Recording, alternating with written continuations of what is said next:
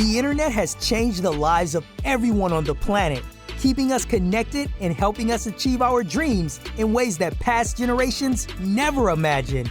Join Christian and Farouk as they interview other startup founders, investors, tech employees, and amazing people who have changed their lives in unbelievable ways simply by using the internet. Find out how you can do it too right now on Thank God for Internet.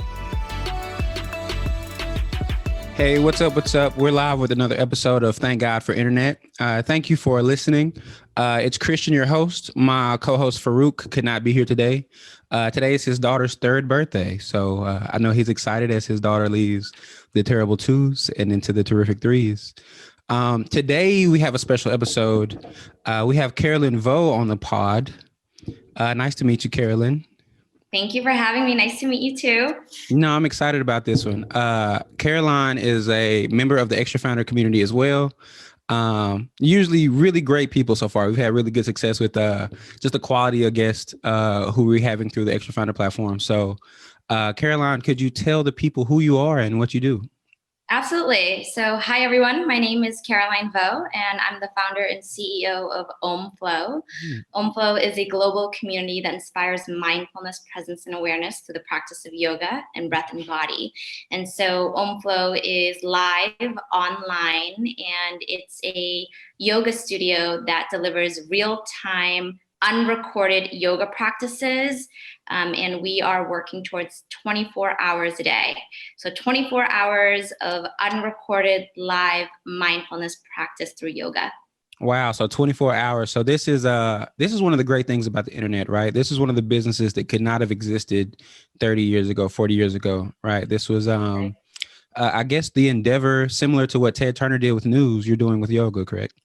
Yeah, absolutely. Yeah, we're very, very excited about it. Quite new.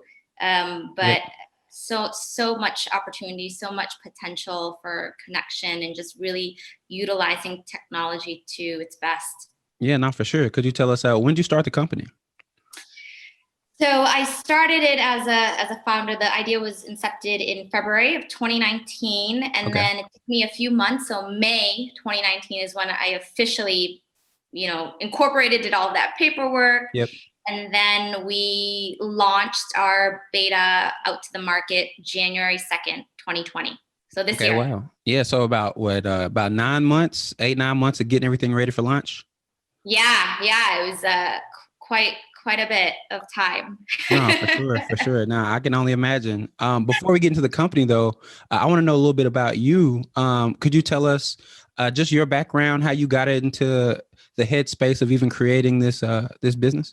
Yeah, 100%. So I am a first-generation Vietnamese American. My parents immigrated to the U.S. in 1980s, and so grew up in Massachusetts, in Boston. So hello, Bostonians out there, New Englanders, and very much into just learning about culture and connection and relationships. And so I think that that's really the start of where the mindfulness came in. Yep. And then I was also always very active, just like an athletic, active human being, loving to do all these activities. And so ended up doing a lot of different sports, and ultimately was on a scholarship at the American University to play field hockey. Oh, wow. And then that led me to running marathons and then doing Ironmans and yoga. Yoga was a very big part of it. Yep. But this was all the while just, as a hobby. And in my professional career, I worked in consulting and then eventually marketing and advertising in the healthcare space. So after about 11 years, and I'm sure you've heard this story tons of times, I just felt like I wanted something a lot more enriched and fulfilling in my professional life. Yep. So quit my job, bought a one-way ticket to Southeast Asia, and just traveled and lived life and jumped from country to country, just learning about different cultures. And it was during my travel that I did my first Vipassana, Anapanasati. Are you familiar with that, Christian? What that is? And Vipassana is a silent meditation, or like a retreat where you go and you sit in stillness, in silence. Right. And it's very powerful because although you are alone, you are actually surrounded by other human beings. So there's like energy all around you, even though you're silent. And it's very, you've heard of it, yeah? No, well, I haven't heard of it, but I can only imagine, right? So like, it just seems like there would, as you said, be a lot of energy, especially if you're around a lot of people and everybody's silent. People give off a vibe, people give off an energy. So to be very mindful of that, that's super amazing. Were you were traveling in Southeast Asia when you were doing this? Yeah, I was traveling in Southeast Asia and ended up in a whole bunch of countries. And Thailand was where I did my anapanasati. And then after Thailand, I went to India to get my yoga certification, just to enhance my experience. And then I think it was really the merging of that, where it was understanding how powerful your breath is and the practice of yoga that took me to OmFlow. Because when I traveled back to the US in December, and I thought about my next venture, I said, I would love it to be able to practice and teach yoga, but also travel. And oftentimes, if you are going to take a job, you have to be in a certain space, right? And so I thought, if I use the internet, I can still connect and share yoga, but I can also travel. So this is what I was thinking when I was back in the US in Houston. And that's kind of how OmFlow was born, was the vision to really break down barriers using technology and the internet. Yep. No, so that's one of the things that's amazing to me is the opportunities that are presented, right? And super interesting to me is to see how much these businesses reflect the personalities of the founders. Yeah. And I'll say this. I know you can't say it, but I'll say it. You were a certified yogi in India, correct? Yes. So this separates you from everyone else who's just kind of following the yoga trends right now. Again, I'll say it. I know you can't. I want to learn more about the journey. You said your background was in marketing and consulting. What was that push for you to say, hey, I'm at my limit. I can no longer do this anymore. Now I'm ready to start a company. What was your thought process when it came to that? Yeah, I think that's a really great question. I think life is just a journey, and whether it's you're in a relationship with someone or whether you're bouncing from one job to another, you're constantly learning and growing and hoping to evolve. And so for me, I worked with several different companies, and I just always felt like something was missing. So, I have to say it probably was time. Like after 11 years, I thought, okay, Caroline, like something is not working. You really need to do something very different. And so what was very different for me was to not have that stability and not have a plan, and to be on a one-way ticket without like any expectations or any preconceived notions of where I should be going and doing. No, I understand that. I'm a consultant as well. I actually enjoy the consulting, but I will say that we are in a fortunate position just because of the compensation that comes with consulting, right? So I do want to take a step back. Even before you bought that ticket and took that one-way flight, tell me a little bit about you growing up. Like, what was your first internet experience? You mentioned very much an athlete. I'm just curious as to when people really first interaction with the internet, and then that aha moment when you're like, hey, this might be a big deal. Oh boy. Okay, Christian, it's going to reveal my age. The first time I was introduced to internet, because legitimately, I feel like the first time I ever saw a computer was like in 3rd grade, and the computer was really like one of those big box, like Macintosh. I remember. Like, I remember. A long time ago. And so and then we had, like, in school we had to take like typing classes. Learn how to type. And you're bringing it all back for me. Like you had, like, internet wasn't like what it is today. Back then, Absolutely you had not. to make an appointment in the library, schedule time allotted for you to use the internet and Yep. to, the browser, and just like it was part of the process to have to wait for the browser to like move and turn and like,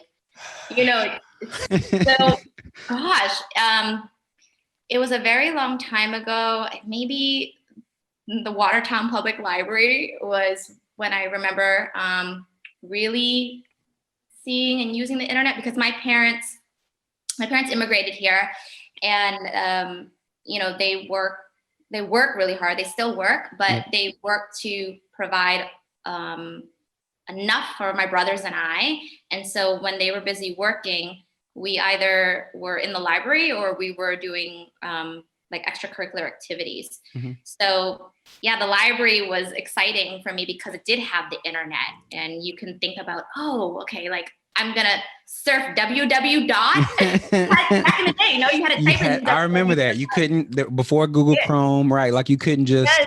Oh man, this is, and I'm making some assumptions here. So this is Netscape days. This is Ask Jeeves days. This is, probably. I'm trying to. AOL, American Online. Okay, so I remember being excited about having the AOL 4.0, the CD in the mail, and was like, this is the key. This is going to unlock everything. Yes. So shout out to AOL. Wow. Yeah. Now you took me back with that one. We had to wait for the CD to come in the mail. Yep. Right. Nah. Because I remember having 3.0 and thinking that this was amazing. And I was a kid at the time, right? So we're probably close to the same age. We're both 18. So for all the listeners here, we're both 16-year-olds. But I do remember thinking that AOL 3.0 was the best thing ever.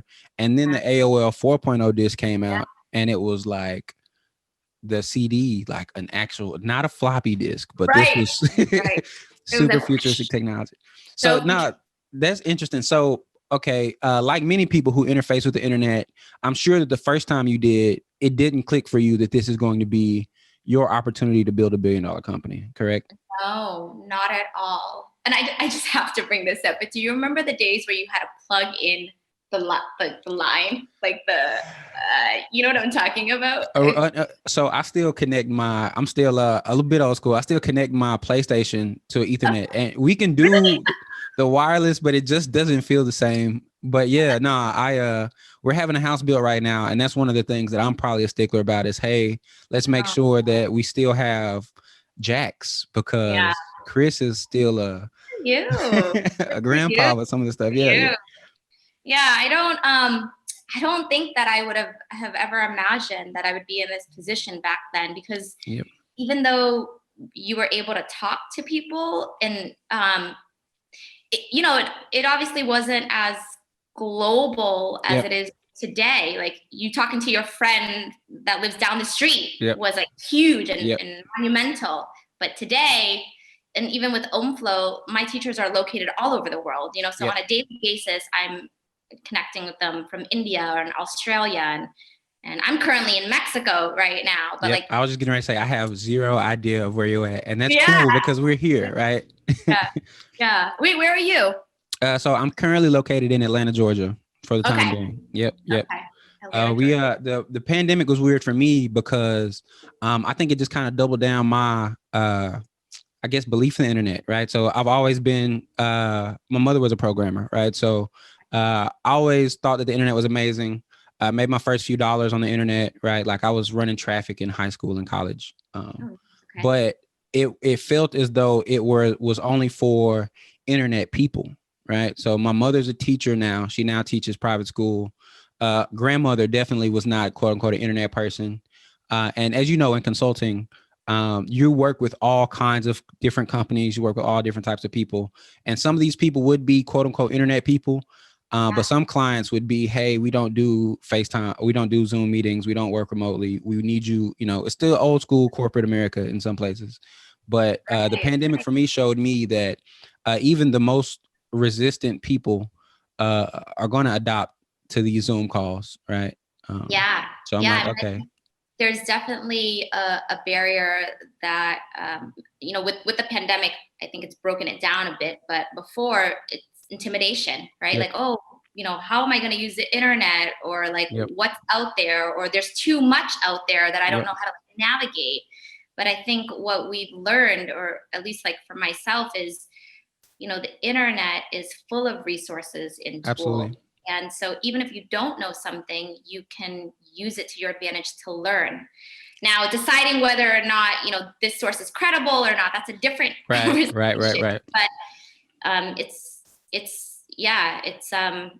it is definitely amazing to be able to have this.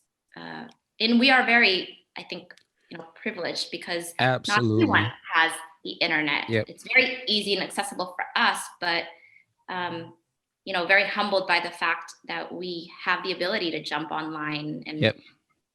things like that. No, that's one of the things that excited me about starting this podcast, right? So business background, I was asked to start a business podcast, wasn't excited about that.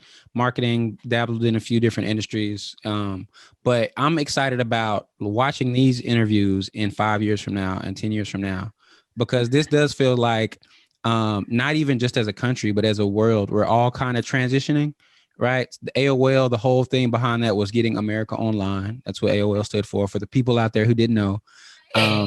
But that was an ambitious task at the time. But now what we're seeing is, I've just observed third world countries develop because of the internet, right? They skipped the desktop phase, they skipped the laptop phase, they went straight to mobile phones. Yep.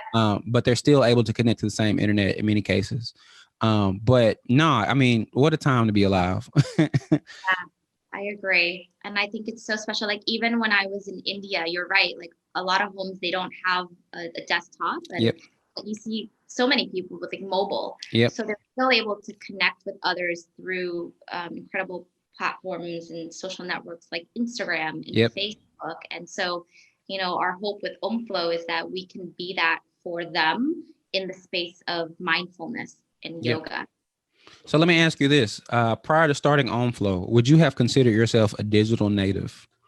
Oh, no. And I will say that with certainty. No, Yep. I wouldn't consider myself a digital native. Yep. Yeah. No, I mean, so that's important to me because, again, I think the internet used to take a bad rap for being an opportunity for only for quote unquote digital natives or internet people, right? And what I'm saying now is there are more people who are using it. I wouldn't consider myself an electrical engineer, right? Yeah. But I do know how to cut my lights on and off. Yeah. So I think we're now getting to that phase of the internet to where it is now, it's just more broadly accessible.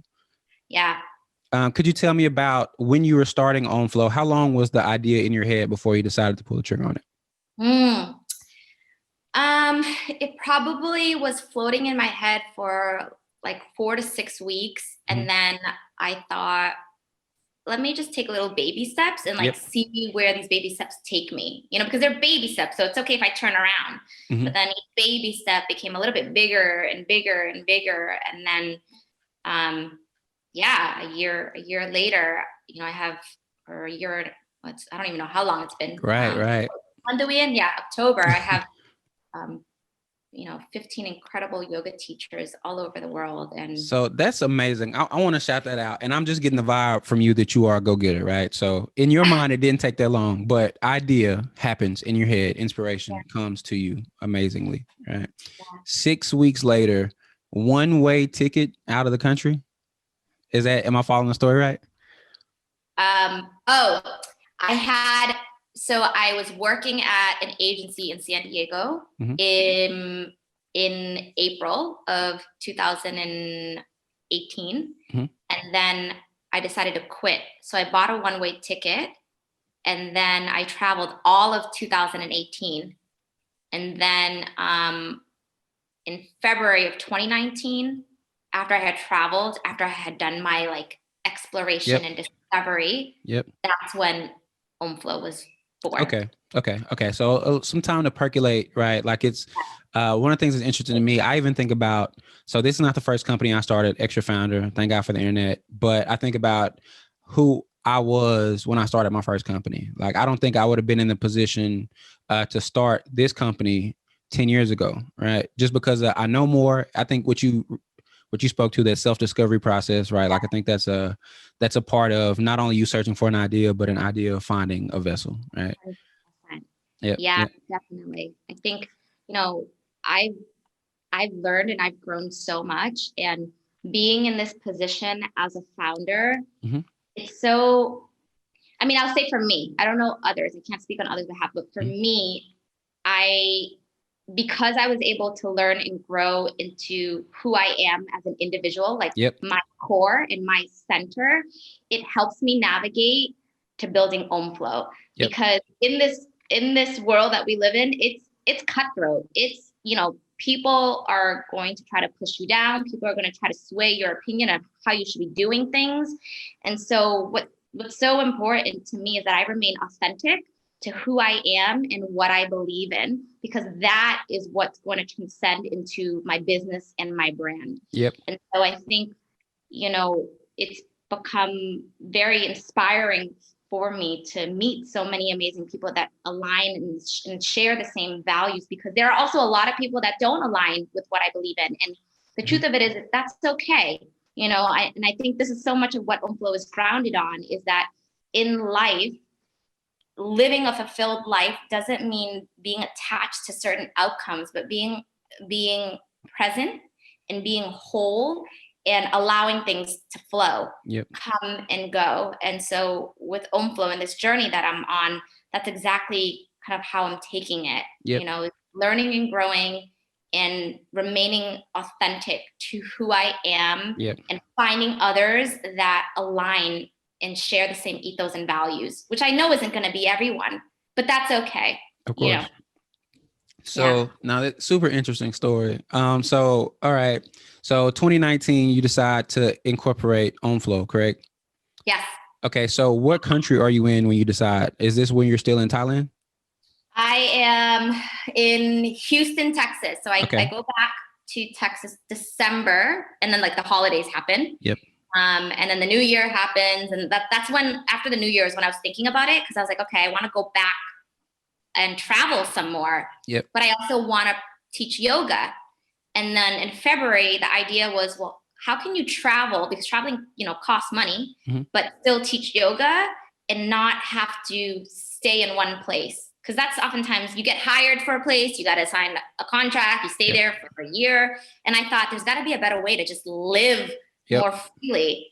And so in February is when the idea was incepted, and May is when all the legal paperwork happened. Yep. Now this is great. So it is now October 2020. So in 2019, you handle all the legal. You said you now have 15 instructors all over the world. Yes. So a heck of a year. It's been a lot of a year. Yeah. What definitely. countries are your instructors in, and how did you find them? So I found them through mostly the internet. Of course. So, of course. Yeah. Yeah. And I know my instructors really well because we do a highly immersive training. So I get to know them as a human being, and just like get to know them as a person. But so Casey's from Ecuador, and then we have, Casey's in Ecuador. So teachers in Ecuador, Mexico, Portugal, Spain, India, Australia, Tanzania, all over. No, Finland, that's crazy. That's Austria. crazy. I've been threatening the universe to move as well, because we're currently in Atlanta, Georgia, in the heart of Buckhead, crazy, right off the interstate in the city, right? What we're paying here, I've been threatening. I was like, hey, maybe I need to go to Thailand, or maybe I need to go.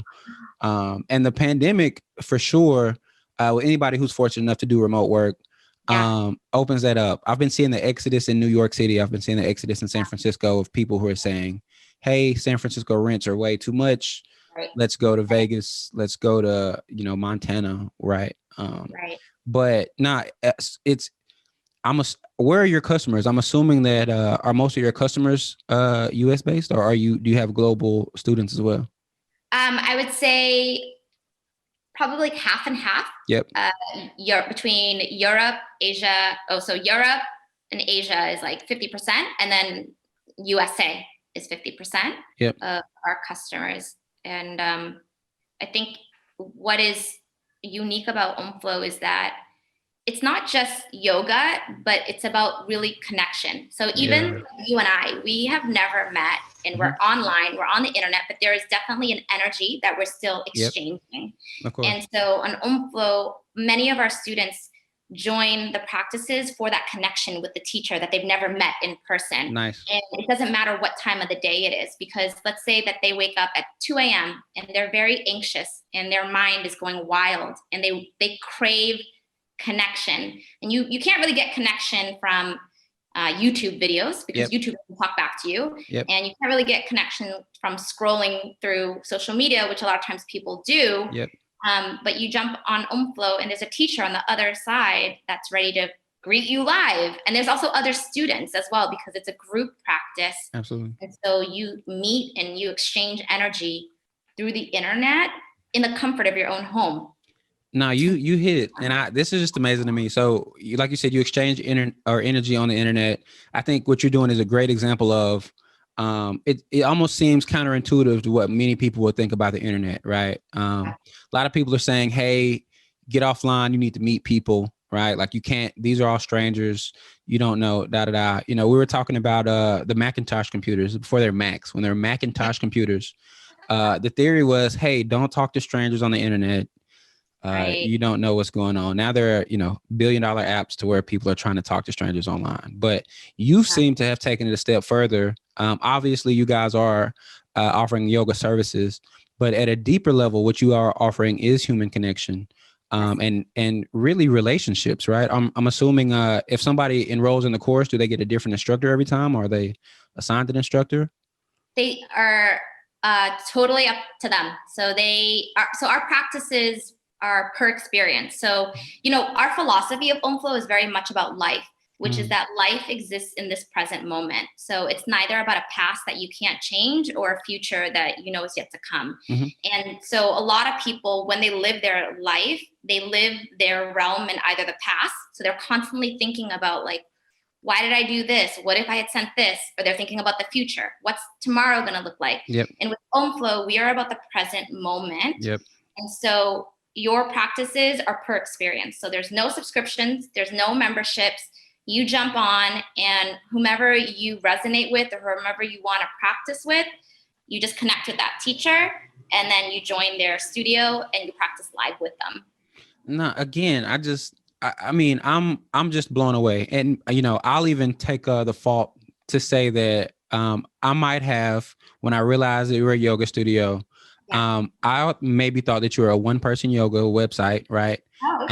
Right. I would have maybe assumed that you were, because we're in the age of the courses, right? Everyone sells a course, everyone does these things, but you are creating an enterprise with a mission statement more so than a quick yoga hustle, right? Oh yeah, 100%. And I think this really is a result of my 11 years in of course. America. There you go. Yep. Like I was making a lot of money and again wasn't feeling fulfilled. So if I wanted to turn a quick buck, then I think everyone can turn a quick buck. But like for me and what I'm about, like I want to create positive change in this world, and I want like humanity and society to live in more unity, so like everything that's happening in the world, I know everyone, it's terrible what is happening in the world. And I think that if we just are able to look inwards,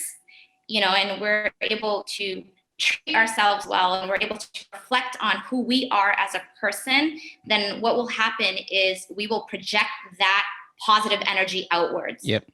But I do believe that the way people treat you is a self-reflection of the way they treat themselves. So like if you've ever encountered, someone that was like really nasty to you out of nowhere, right, Christian? Like you didn't even say anything and they gave you like a really dirty look. It was nothing to do with you. It was like their self-internal conversation dialogue that was going on. And so with OmFlow, it's about facilitating and guiding people through the journey of themselves and helping them become more aware, helping them judge less on like what they think other people think about them. And it's about creating self-love in a way that is healthy and that is also impactful to society Yep. as a whole, as like a global world, as not as different races, but Yep. one race, the human race. The human race. No, look, you are preaching to the choir. I 1,000% agree that I've often had a saying that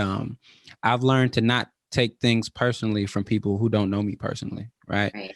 And like you said, if somebody just treats you a certain way without any reason, I think it is not natural, but it's very advantageous to say, hey, let me take a step back. Let me not react. Let me empathize with this person, see where they're coming from. Why are they this way? Like, I don't think you're upset with me. I think you're just upset.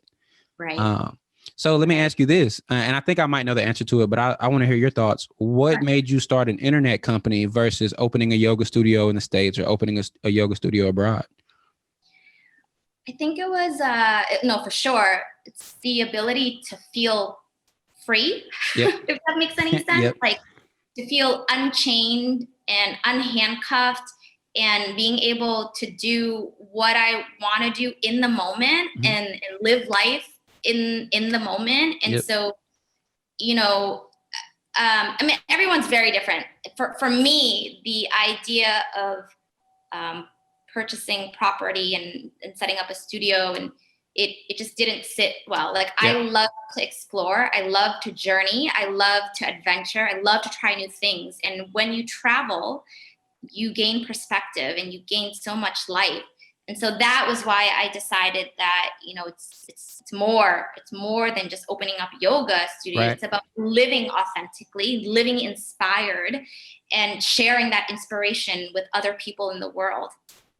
No, for sure. And you even mentioned the ability to travel, and that's kind of that's a beautiful thing too, right? So let's continue to walk through this journey. So after you incorporate, how do you get your first users? How does that process happen for you? Yeah. So how did I get my first users? So when I started this, I kind of tested it on myself. So because I'm a certified yoga teacher. So I went out and I thought, let me see if people are even interested in this. So let me offer it myself as a service. And so I was able to get a couple of people through the internet. And it was a lot of positive feedback. And then I thought, okay, let me take it to the next step. Let me invite teachers. And then those teachers will have already a built-in network. Right. And so through their network, it's like a network effect. Yep. And right now, I have a lot of students that came in through one teacher, but they're taking practices with multiple teachers because, you know, they've established and built this relationship. And the quality of OmFlow is a quality that is high in regards to delivering this experience. So a lot of it was at first internet, and then it became through people. Through the internet. Right. Nah, it's feeling like it's becoming more and more interchangeable, right? Internet and then just offline networks and online networks.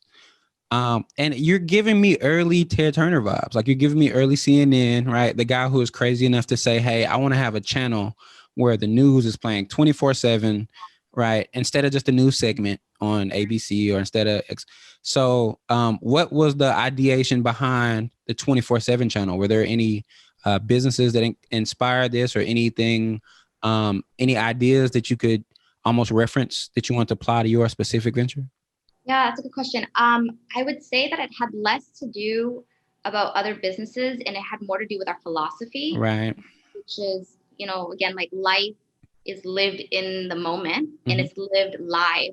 And so whenever I experienced live online, it wasn't to the connection that I wanted. Like even Instagram Live or Facebook Live, it's slowly evolving away from it, but like it used to be one way. You know, you're like an avatar and then someone is live. But for me, live is when two people like you and I right now are connecting. Like this is live where you get to see me and I get to see you and we get to exchange and interact and dialogue and connect.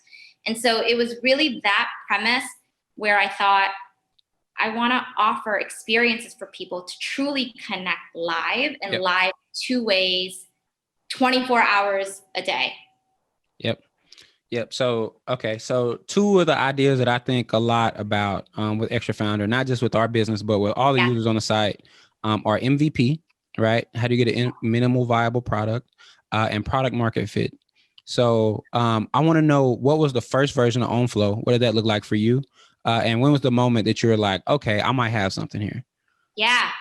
My MVP was a lot of emailing. It was me emailing and me taking screenshots and attaching them as PDF email. Yep. And like trying to sell and convey what OmFlow was. Yep. So that was my MVP. And honestly, like when we did our first beta, which was in November of 2019, so it was before we launched. Okay. I would invite you through email. Hey, Christian, do you want to join? And you would respond yes. And then I would email you 10 times before you actually got a practice. Yeah. Because, nothing was like automated, and we didn't have much. And I also have learned in building an MVP, it's not about building something quick and big and putting it out to market. It's about the process of learning along the way. Of course. And you learn along the way when you manually do what you then automate. Yep. So you shouldn't automate. You should understand the automation manually before you automate it. And so that was really like my MVP. So every feature and every function that works right now was done manually in order to test it, to learn from it, in order to revise it and build it. So that was my MVP. It was a lot of emails with attachments and screenshots. Hold on, I want to talk through that for a little while, because I think you just dropped a gem here, right? So you were essentially feeling around in the dark to see what worked, right? Yeah. So two things that it immediately makes me think of. So I'm essentially an automations consultant for my day job, right? But I am self-described as extremely empathetic. So but a lot of people who are looking to automate something are looking to automate it because they don't want to deal with it. Right. And then a lot of what I usually tell people is, hey, a good automation does not feel automated, right? Like a good automation feels as though a human is on the other side. It is empathetic of what are you trying to get across, as well as what does the user, whatever they trying to receive from this. So like you said, I think there's a gem in there, and doing it manually and then automating it. And then B, you spoke on just those findings, right? Like I think that's super important, because the more that I just spend time with startup founders and just kind of sit with just the business model of startups and why that's different than the business model of an established enterprise. I think Quibi is a great example. That's one of the conversations that I'm hearing a lot is essentially a startup raised $2 billion and within less than a year went out of business because they didn't really understand what they were yet, right? Like you still have to have a bit of an MVP. Like you said, it's not building a crappy version of something big as much as it's like trying to figure out what things deserve your attention as you kind of scale up there. Which leads me into that next question. And I think you were getting ready to speak to it. What was that product market fit moment for you, or that aha moment for you to say, hey, I think we've got something here? It was the feedback from the users where I said, wow, this could really work. Yep. Where they responded and they said, that was very unique. That was very different. I felt connection.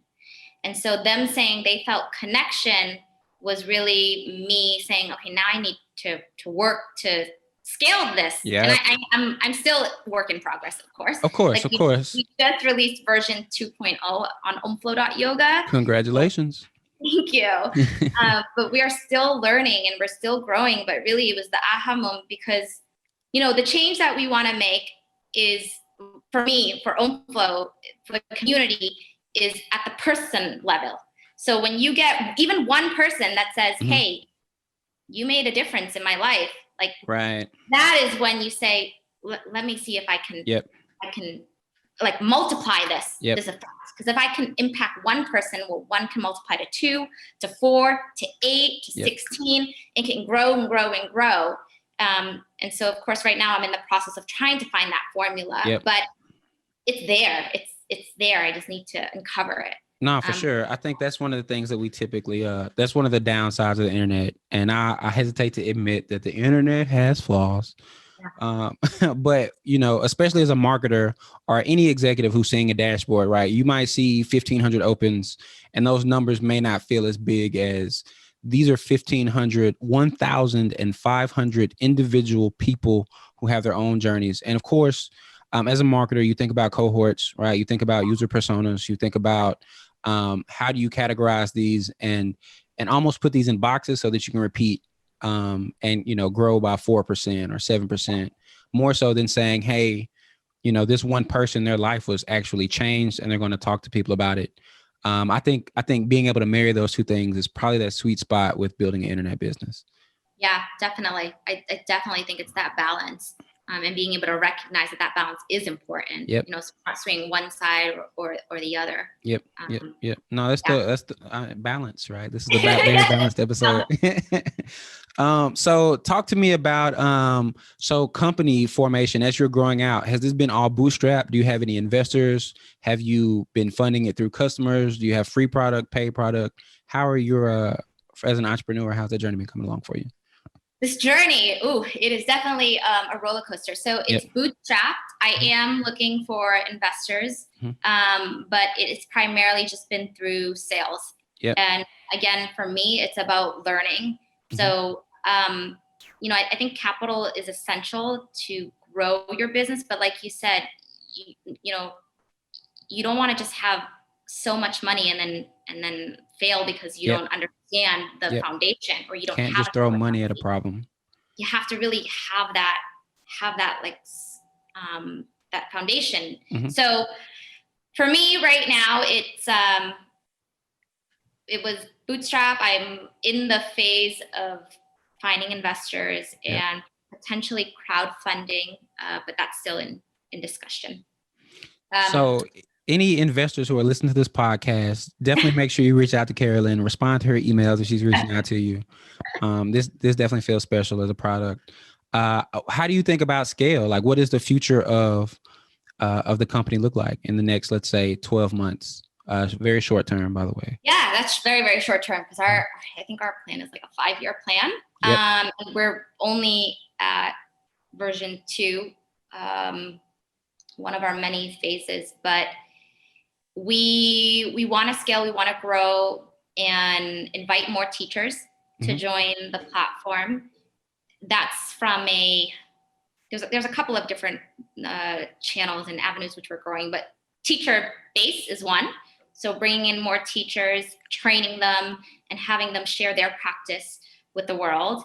And then from a product standpoint, we are working towards becoming the first ever 24-hour custom built online yoga studio. And so what that means is we're going to create a web RTC product, and then what is that? I'm sorry, could you expand on that?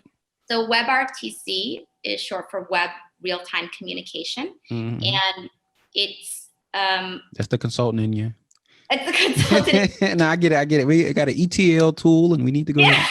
All those acronyms. At a very high level, we want to be able to create a solution that is specific to yoga. So right now, as you and I are on Zoom, this was made for like conference calls for us to be like still and sit. But yoga is movement and it's dynamic. So incorporating the features of what's needed to experience a high quality yoga practice so that you can really feel like you're in a studio online is where we're working toward going. And so that's another phase. And I think within the next 12 months, we'll be moving in that direction. We've also been exploring creating a app to roll out in the App Store, so that our new customers can try it. We really suggest that students practice using a laptop, but as you know, everyone is on their phone and everyone is mobile. So we want to be able to offer that to those that don't have a desktop or don't have a laptop version. So that's been interesting to me, seeing a lot of startups because what the digital strategy looks like, right? So Extra Founder does not yet have an app, but it's something we're thinking about a lot. We're thinking it's obviously on our product roadmap, but we're ruthlessly prioritizing what things need to go out first. But there are some companies who are app only, website doesn't matter. There's some companies, I think you and I are kind of in this boat where you have to take an omni approach. Omni approach, to where you have the desktop version and the mobile version. And then there's some applications or some tools that can be desktop only. Salesforce, I'm talking to you. So, but it's interesting to me to see how founders think about that. So let's go longer term with this. Is your vision for OmFlow, are you looking to build a $1 company? Do you see yourself, is this something that you see bringing millions of dollars coming in, or is this something where you eventually plan on taking it public, or? Yeah. I'm looking to take over the world. Take over the world. You have to. Yeah, absolutely. Right now, Yep. Take over the world by spreading more mindfulness. Yep. So in thinking about, that's a great takeover right there. You got my vote. I love your vote. Yeah. I want the world to have more of it, and yep. it's really thinking about like the vision, and for investors that are listening, I think it's important to remember that reach also equals dollars. Right. Yep. So with OmFlow, yes, we want to grow to be a $1 billion trillion company. Yep.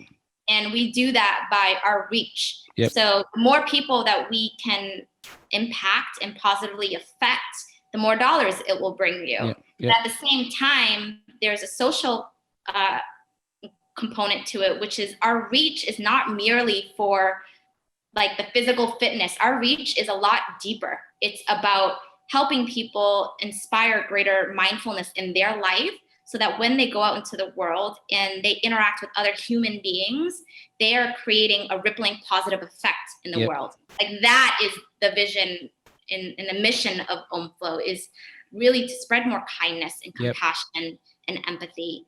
And I know it's very ambitious, because this world that we live in. You gotta be somewhat ambitious to start a company, right? Especially to leave a consulting gig and say, hey, I think that I can do better, right? And I think that that's a plus more so than a negative, right? So don't feel ashamed of that ambition. I think that's what a lot of investors are wanting to get behind, because again, like if you were just wanting to do, $100,000 a year, that's a great lifestyle business, right? Yeah. It's great, maybe not investable, but it's modest. It's, and that could be someone's dream gig. But I do think that in the space that we're in, we attract a lot of, like I said, the extra founder guests who've come on the podcast. I really enjoy getting to talk to. So let me ask you this. When did you find out about extra founder? Or how did you find out about extra founder, rather? I think selfish question, by the way. No. I think I was in some Slack channel. Okay. And this popped up. And so then I went to it and I thought, okay, this is kind of cool. Yep. I like it. And then Farouk, he's just very responsive. Yep. And I think it was really that. Also, just seeing the way that he has evolved the business, like with his weekly founders call and the emails. It's nothing like right now, it's nothing fancy, but it's very high in quality. Yep. And so I think that that's what kept me to stay a part of Extra Founder, because I really enjoy learning from people that bring so much value. And with what he was doing, I just wanted to stay and be part of the journey. Yeah, for sure. And I appreciate you for being a part of the journey. I even want to piggyback on what you just said around creating that kindness, right? Like in a sense, our mission isn't necessarily to create more kindness, but there are some things that are almost intangible, right? So as a marketer, if I'm in a boardroom conversation, I'm typically seen as the hippie, right? Like it's about feels, it's about people liking us, right?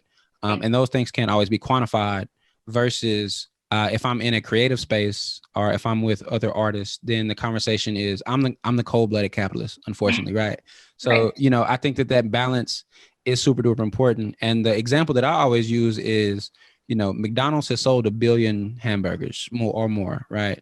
But I don't know anybody who just loves McDonald's.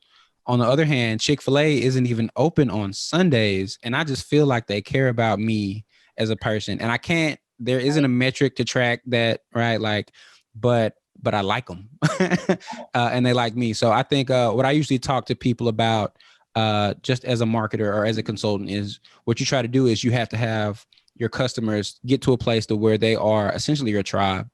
And it's way more relevant in your business than other businesses. But if somebody is a walking, talking billboard for you, if you are providing a remarkable service, then people are just going to make more remarks about your service. So I think that those things go hand in hand, being not so capital extraction mode, but saying, hey, how can we create so much value that we can be $1 billion company by taking some of the value that we create? And completely agree. Yeah. And I think, in today's world, because there's just so much out there, the value that people are almost craving is just being seen and being heard. Yep. And that is what, when you talk about intangible, like truly is intangible. It's a feeling that you can't almost like explain, but it's, like Christian remembered my name, or like Farouk reached out and followed up with me. Even though it's been like 2 weeks, he still remembered me. And it's that human connection, that human element that I think is so powerful, and that I think really is the value that's going to be needed to grow a business to, that $1 trillion that marketplace. Because there can be there's a lot of Me Too products out there, but if the origin of it isn't there, then over time it's just gonna be another name. It's gonna be another brand name. Right. Easy come, easy go. Easy come, easy go. Yeah. Yep. All right. So as we wrap this up, I have a few more questions I want to ask you. This has been great. I want to give you a shameless plug. I want you to plug anything, everything. Obviously, I think I know what you're going to be plugging, but I want to give you the space to make any shameless plugs. Shameless plug. This is the no judge zone segment of the show. Yeah. I guess, if OmFlow. .yoga. Oh, yeah. Okay. Yeah. OmFlow.yoga. But in actuality, I think what's even more important and I do want everyone that's listening to visit OmFlow.yoga and really see if it's something that you resonate with, because we do offer and deliver like personalized real-time feedback. But if you take anything away from this call, I want you to take away why OmFlow exists. Right. Even if you don't even use it.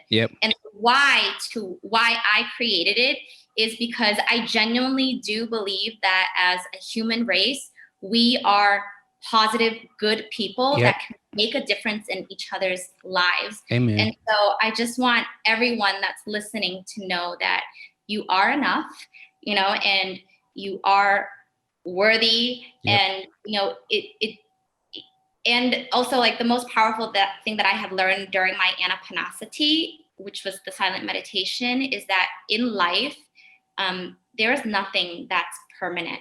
And that goes with like emotions. So whatever you're feeling, if you're feeling like stressed or anxious or depressed, know that the time will pass. Like even in this pandemic that we're in, I think a lot of people struggle with what's happening in the world, but know that the time will pass and that we will get through this together. So, I mean, that's not really a shameless plug, but no. Look, Caroline for president. I joke, but in all seriousness, I think that's probably the most important message that anybody can receive right now, because there is so much chaos going on right now. And, a lot of what you said just spoke to me, even in my personal life. And I got some takeaways from it. And I'm hoping the audience has as well. So shout out to you.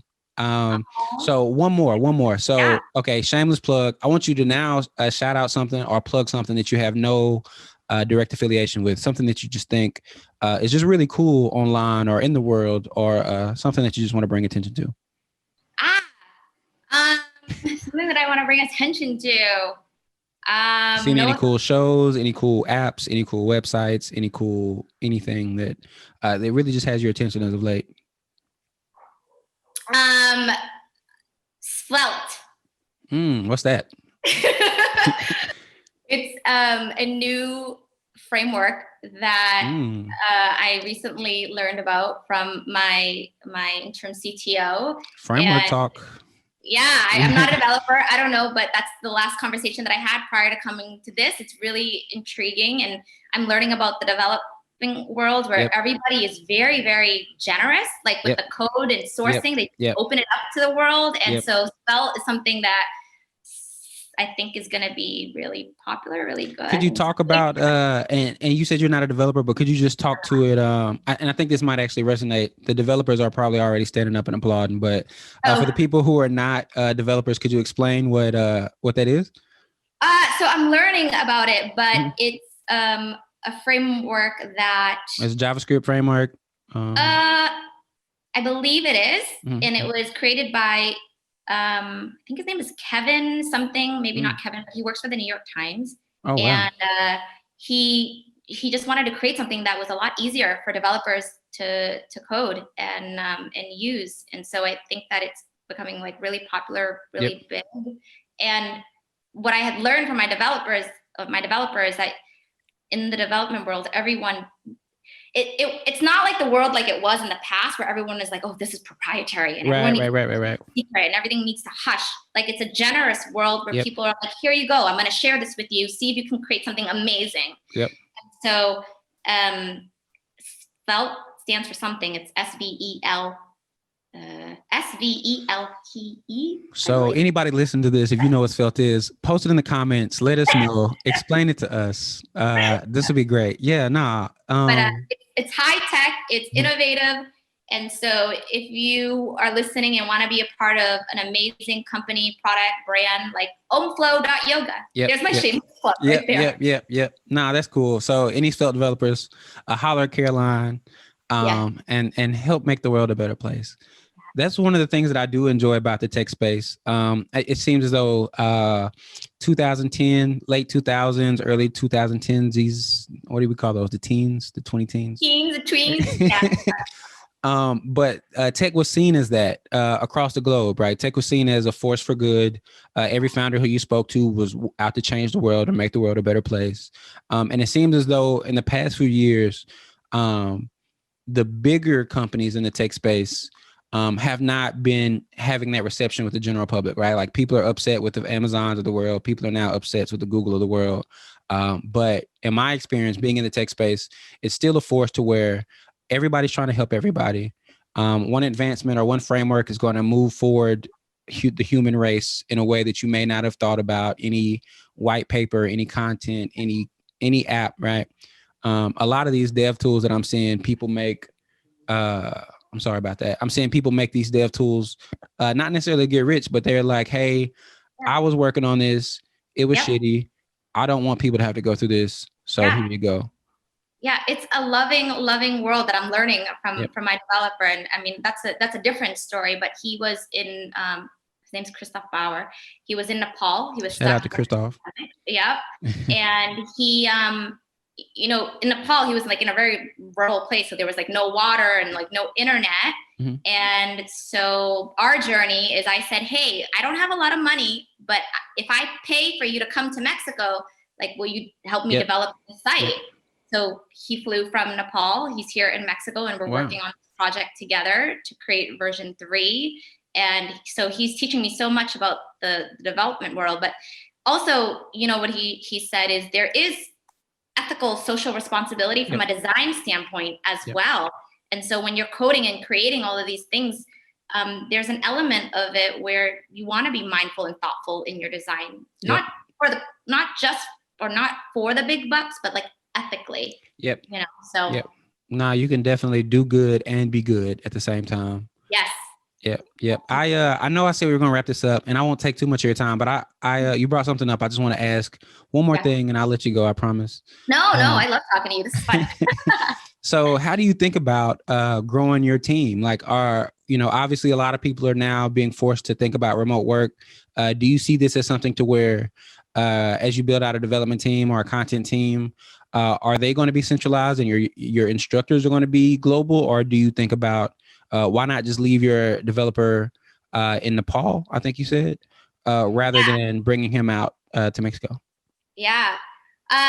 So I usually will walk in the shoes of like anyone that I like try to like bring on board, because I that compassion and that empathy, like that relevance, like I want that connection with them. Mm-hmm. So, I offer everyone on my team 100% like remote. Like you don't have to be bounded to anything, to anyone, to anywhere. Like, you know, do good, be good from wherever you want. So I don't really necessarily see OmFlow being centralized. I do see us having a retreat community home. Okay, I like that. I like that. Can come. If you're a part of the community, you can come whenever, and it's like a health and wellness space. And I see that happening, but that's more to give to the community rather than say, hey, you need to stay here and work.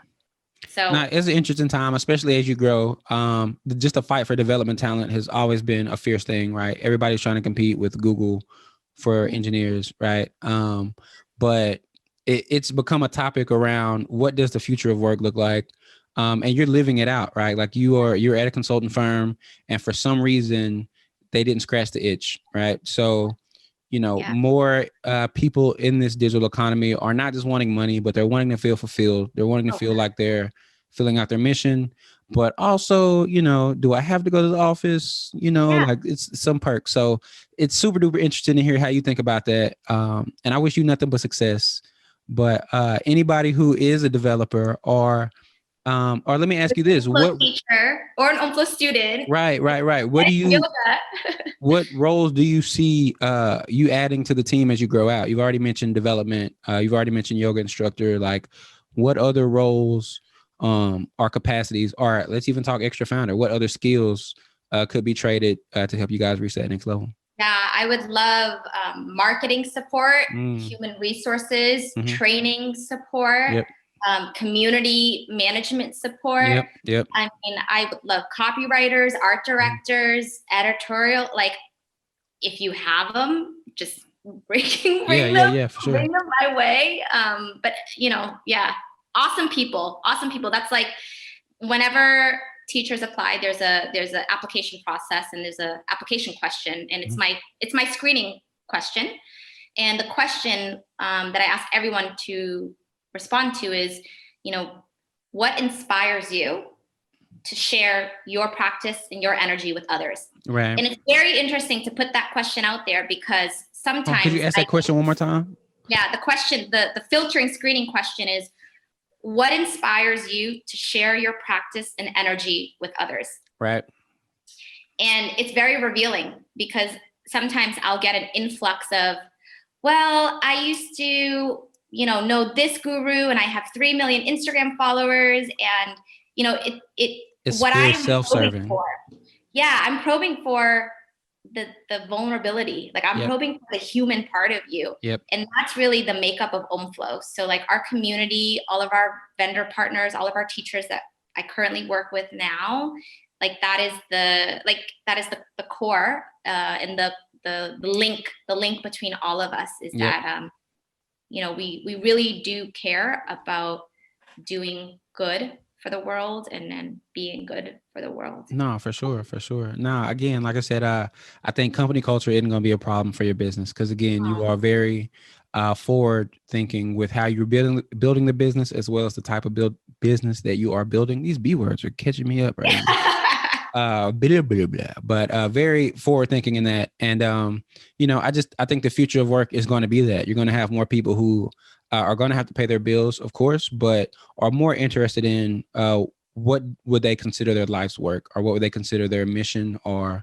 you know, are they proud of what they're working on, or are they just checking in? So, yeah, now you got my gears turning when you were saying that you're looking for HR, and are you HR? No, not at all. But I am.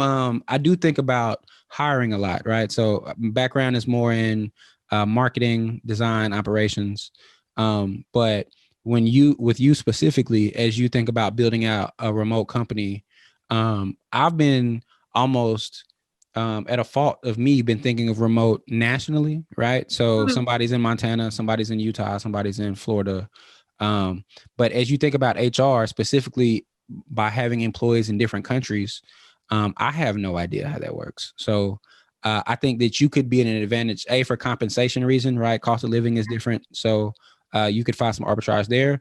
But also, you know, if I'm living in California and you're telling me hey, you can move to Aruba, or hey, you can Yeah. move to Tahiti, right? And still be extremely effective.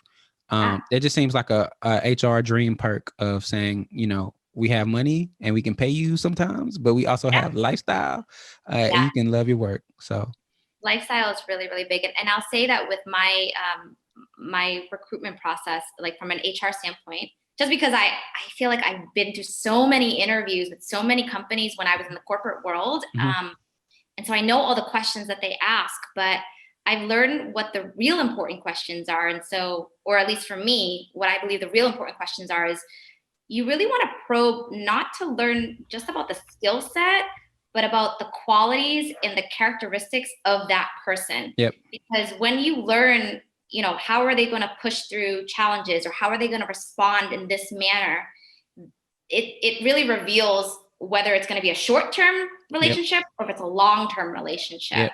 And so those are things that I think from an HR perspective is really, really helpful, is get to know the person beyond just the CV, like get to know who they are, what makes them tick, like what makes, get to know No, them. I agree.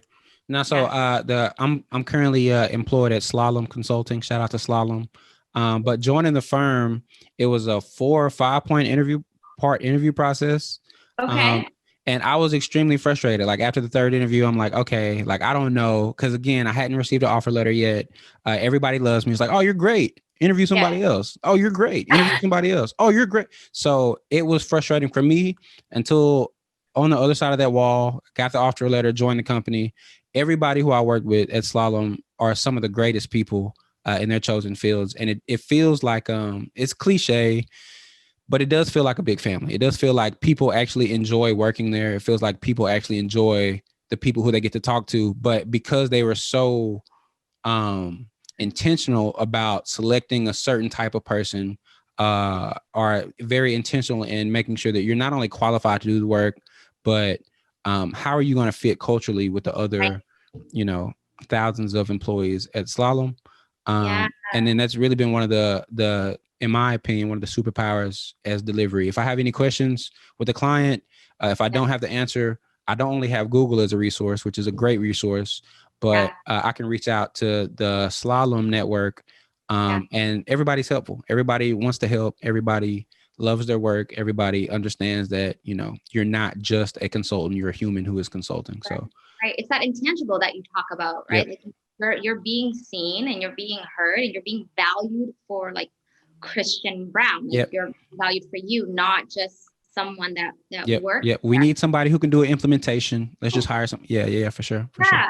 Like, sure, that's very transactional. And I also think that's another thing, like with, the way the world is moving towards, like, transactional isn't going to last very long. You might get those quick, big sales, but like, if you're wanting to be like a $1 billion-trillion company, like you need to put in the time and be patient. And in that is relationships. Right. Relationships like aren't transactional. Those are for sure. really transparent. So can I share, actually, now that I think about it, just there, part of OmFlow is really the community and the connection. And so I would love to invite listeners, and it's absolutely free, but I would love to invite listeners to join either our mindfulness circle that's happening tonight at 6 p.m. Central Time, or Sunday, November 1st, we're having a cacao and dance festivity with cacao, dancing. We're going to do intention setting, and it's next Sunday, and it's absolutely free to the community. Just come as you are and enjoy being in a space with other people. And so if anyone is interested, omflow.yoga/community. I was going to ask, is this a repeating event? Because I can't quite say when this interview is we're recording this in October, and we're going to be dropping the first interviews in November. So we are currently, this is currently at the time of recording, a secret project. Oh, okay. Oh, does that mean, okay. Got it. So what I'm asking is, does this happen every Sunday, or is it the 15th of each month, or is this something repeating? I love that question. So omflow.yoga/community. Yep. Always up, by the way. Yep. We'll always have our upcoming events. So whatever date this is released, if you go to omflow.yoga/community, you'll see our free community events. Yep. And you can join as you like. Yep. Okay, great. I just wanted to make sure that was, because I know I listen to podcasts a lot. And it's frustrating for me when somebody's like, hey, this Friday we're having this thing, and I check it out and it's like, today's Tuesday. Like, so. Yeah, no, I appreciate that. Good call. Good call. No, for sure. Looking out, always looking out. Sorry, go ahead. Oh no, go ahead. I was going to ask you about this project, how long you've been doing it, how many founders you've chatted with. Yep. So we've got about a dozen interviews lined up. It's still kind of secret. So the only interviews that we've been doing so far are extra founders. I've been running companies for a while, so I've got a bit of a network who I can reach out to as well. We haven't made it public yet. Shout out to Sam Parr and the Trends Group. They're probably going to be one of the next communities that I open these interviews up to. But yeah, right now it's been, I'm a bit of I do believe in the lean methodology, right? Like you definitely have to test things out, but I wanted to polish these up a little bit. So we just started recording. At the time of recording, this is actually the third episode. So we've got about 10 more lined up before November 1st. And the plan is to release the first set of episodes. We're probably going to release 2, 3, 4 at a time. And then from there, I think we're going to try to have a once a week cadence. So I was just trying to get ahead of the ball. Like you said, corporate America, consulting background, like let's not just shoot from the hip. Let's be thoughtful in how we build out this almost a product. This podcast is essentially another product for Extra Founder, just the way the trades are. You're spearheading it with Farouk? Correct. He typically interviews with me. So today, again, is his daughter's 3rd birthday. And I was like, I do not apologize. No. Yeah, for sure. No, this is awesome meeting you. And I'm really, really happy that, you're willing to share this space. Yeah. No, this has been fun for me because again, like, I was excited about meeting the community and Extra Founder. I've just always been a fan of founders, right? So a bit of an egotistical statement to say as a founder, but I do think that founders are they have to think about the world a little differently than the norm. So I always just get to check my frame of reference by talking to founders just as like yourself and say, am I alone in thinking this, or is this a thing that other founders think about? And is there any advice that I can share with the founder? Is there any advice or feedback that a founder can share with us? So yeah, I mean, I would love, do you have any feedback from me? I'm always open. Not particularly, because I think you're on it. Like, I think the thing at this point is kind of staying down, right? Like you spoke to that patience, but I mean, you've got a business background, right? You have a CTO now, right? Like a lot of companies, this is what I talked to Farouk about, is while we are a startup, we are not in the 2 college kids in a garage version of it because, we're still taking on freelance projects to fund a lot of this stuff. So I don't have to scrounge around for, a couple dollars as much as, hey, we can fund it. Let's go ahead and put some money in behind it. Obviously, money doesn't solve all problems, but microphones for podcasts are not free. Yes. Right. So those are some of the hurdles we're able to overcome for this. But for you, I would just say that congratulations for making it this far. You have instructors all over the world. It seems as though your model is working. You're fine tuning it, of course. But as you continue to raise capital, as you continue to think about what other products could you offer to your audience, not just the news network, right? In my mind, this is CNN. In my mind, you are Ted Turner. But not just the network, right? But what adjacent products or services could you offer to increase the customer lifetime value, right? So if you're charging $20 for a session, and let's say a person takes 2 sessions a week, and then the average consumer, and this is interesting for your business too, is the life cycle of the consumer might be forever, right? Rather than, I was talking with the guy who ran a gym. He was saying that most of their business is done in January because everybody has New Year's resolutions, sign up for a gym membership in January, and then by March or April, those numbers go down. But there are some people who keep the same gym membership for 20 years. They're bodybuilders, right? Every Tuesday is leg day. But I'm interested to see how much the average customer financially is worth. Obviously, they have intrinsic value, but how can you increase the life cycle? Is something I always think about with a business like yours. How can you increase the transaction size?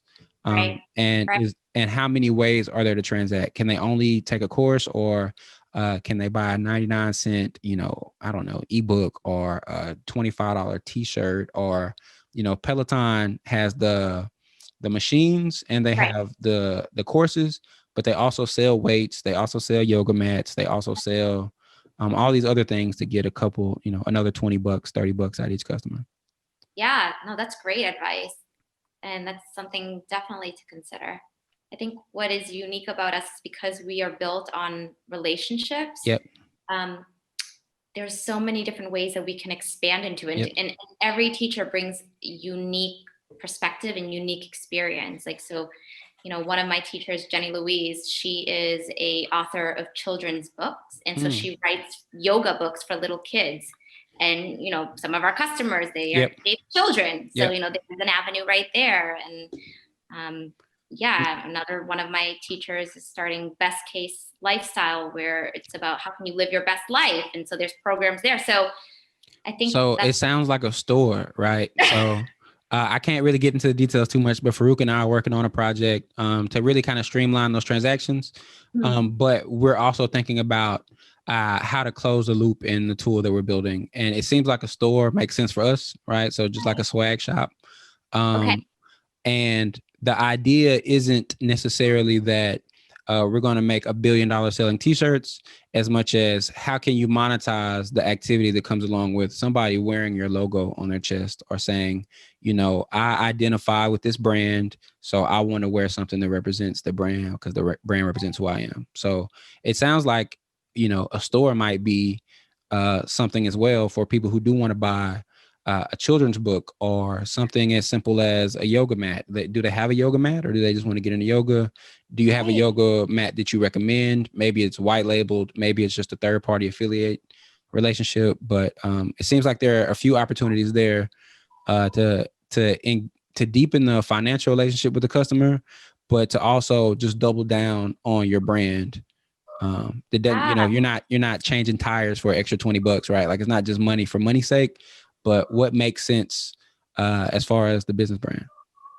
I love that. And now my brain is turning in all these different directions, because I'm thinking about like all my teachers, and they bring so much. They're not just yoga teachers, right. They're like vegan chefs and fire dancer and oracle card reader. And it's, Are you monetizing any of the video by with advertisers or sponsors?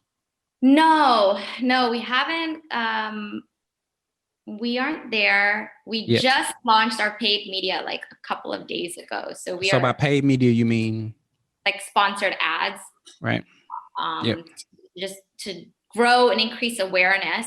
But we haven't done anything from a monetization standpoint, other than focus on our core, which is our practices. It just sounds like if I was just brainstorming with you, which we are, right? Yeah.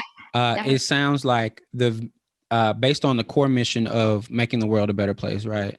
Yeah. Which is a bit vague. I think that's almost an advantage for you. So if you guys are looking to build out RTS, is that the acronym?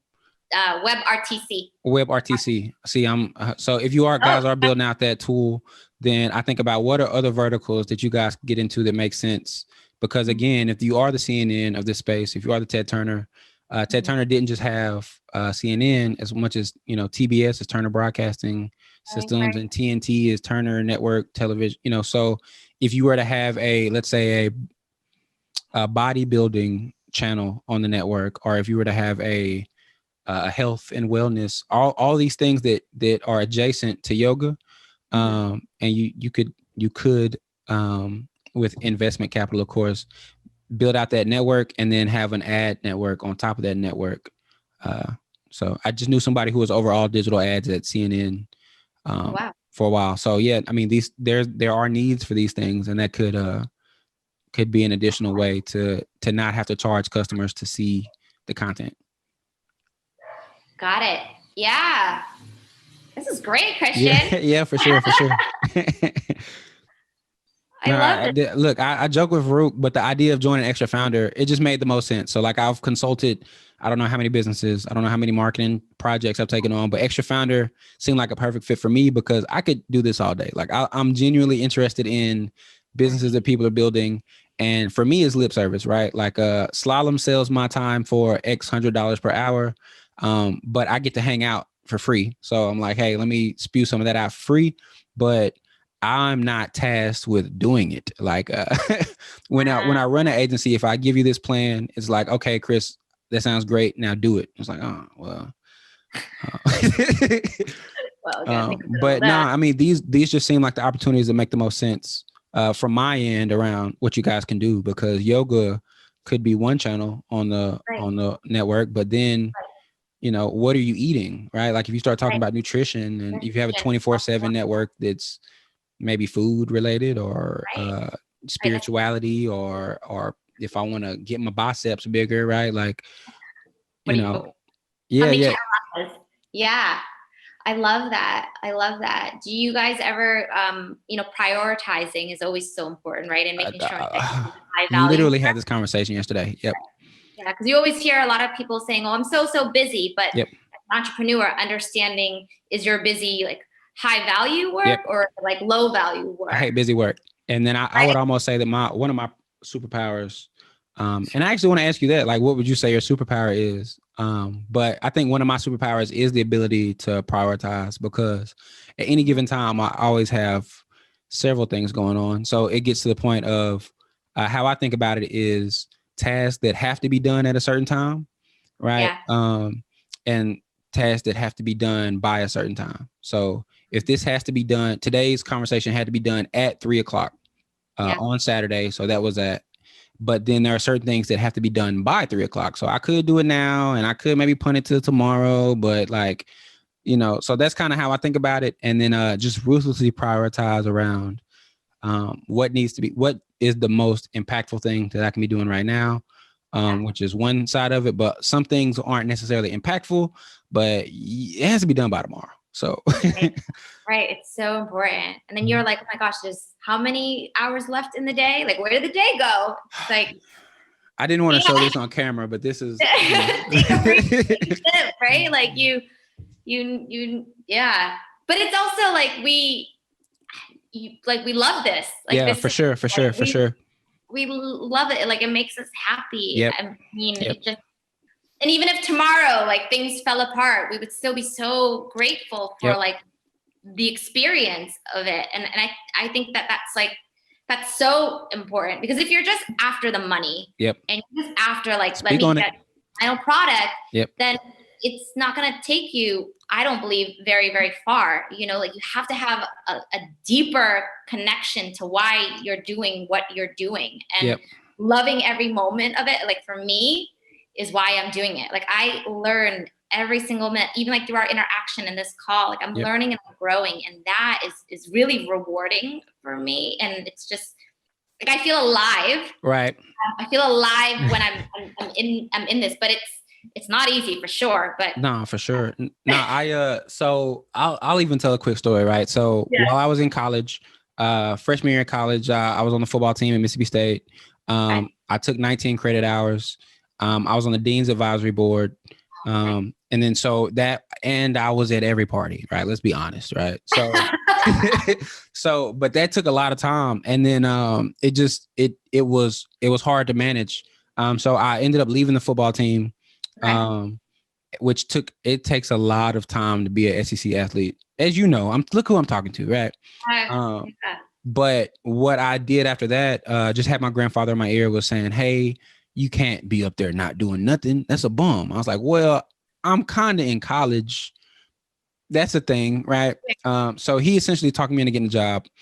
First adult job, I worked 40 hours a week, full-time at Dell, while still doing, let's say, 14 and 19 credit hours per semester. Oh, wow. Full-time, a full-time student too. Full-time student, full-time employed. Okay. And at that time, you know, the entrepreneur in me started taking over. So I wasn't just going to parties anymore. Now we were hosting parties. So now I was making money through the parties. But it was hard to maintain. Like, I remember feeling like 10 minutes before I went into work, I was like, all right, let me turn off my brain because I have an 8-hour or 9-hour shift. Like, this is going to suck. Like, da, da, da, da. I ended up, I maybe worked there for 6 months before I ended up leaving, started my first company. And it took more time than 40 hours a week, but I fucking loved it. Yeah. And I loved it. So we ended up, what started out as me just going into business for myself. I was working at Dell. I was on what they had, the E003 team, support team. So essentially what that was is if you call Dell now, they outsource your support ticket to someone who doesn't have an American minimum wage, right? If you pay $250, then you get to speak to somebody stateside. And that was me. I was no longer allowed to transfer your call. I had to know the answer to your question. And that was my first introduction to CRM at scale. So I would call, I'd see your phone number, I'd be like, hey, Caroline, this is the third time you called in 2 months. Like, what's going on? Like, what's up? And then I dig deep, get empathetic, realize I was really good at that, right? I sold a lot of hard drives to people. It was like, hey, we recovered your computer, but if you want your grandkids' photos to stay safe, you should consider backing them up. And it got really weird because I'd sell somebody a 500 gig hard drive, and then Dale is in my ear like, sell them 2 terabytes. It's like, they don't need 2 terabytes. Like, they just don't need that much. But I was, again, $250 an hour to talk to us. I was knocking out maybe 3 calls every 2 hours. So I was not making $750 every 2 hours. So I was like, let me do this for myself. Started out doing just local computer repair. At half that, I was like, yo, $125 plus parts. I'll come fix your computer. Grew that to be essentially Uber for technology repair, right? So after about a year and a half, found other service providers in the area, started realizing, like you said, you get some insights. Most people who can fix computers are not good at demand gen. So we would get those leads, generate those leads. I'd hire a college student, pay him $10 a delivery, pick up a computer, give it to the supplier, pick it up from the supplier, give it back to the student. And then super duper branded the whole thing around comics, superheroes, right? Like we had Macy and Chris and Vinny the Virus, and we had characters for crack screens like a Juggernaut, whatever. But I realized I was more excited about the marketing and the branding piece of that, and the business model exploration than the computer repair business, right? So that company was actually named Technology Company of the Year in the state of Mississippi, but it was not what I wanted to do, and I couldn't explain that. Like to have your own company where you are the boss, you literally have no boss, and you're still resistant to get out of bed. It wasn't. It was. You weren't able to shift your role in your own company to doing what you wanted to do. I just didn't want to be. When I think a company works really well, I think you're essentially marrying that business for 5, 7, maybe 10 years of your life if it works. Right. So after about 2 years, 3 years, I realized that I was more excited about the marketing side. It was bootstrapped. So luckily I didn't raise capital. Valuations were different in Mississippi at the time. This is 2010, 11, 12.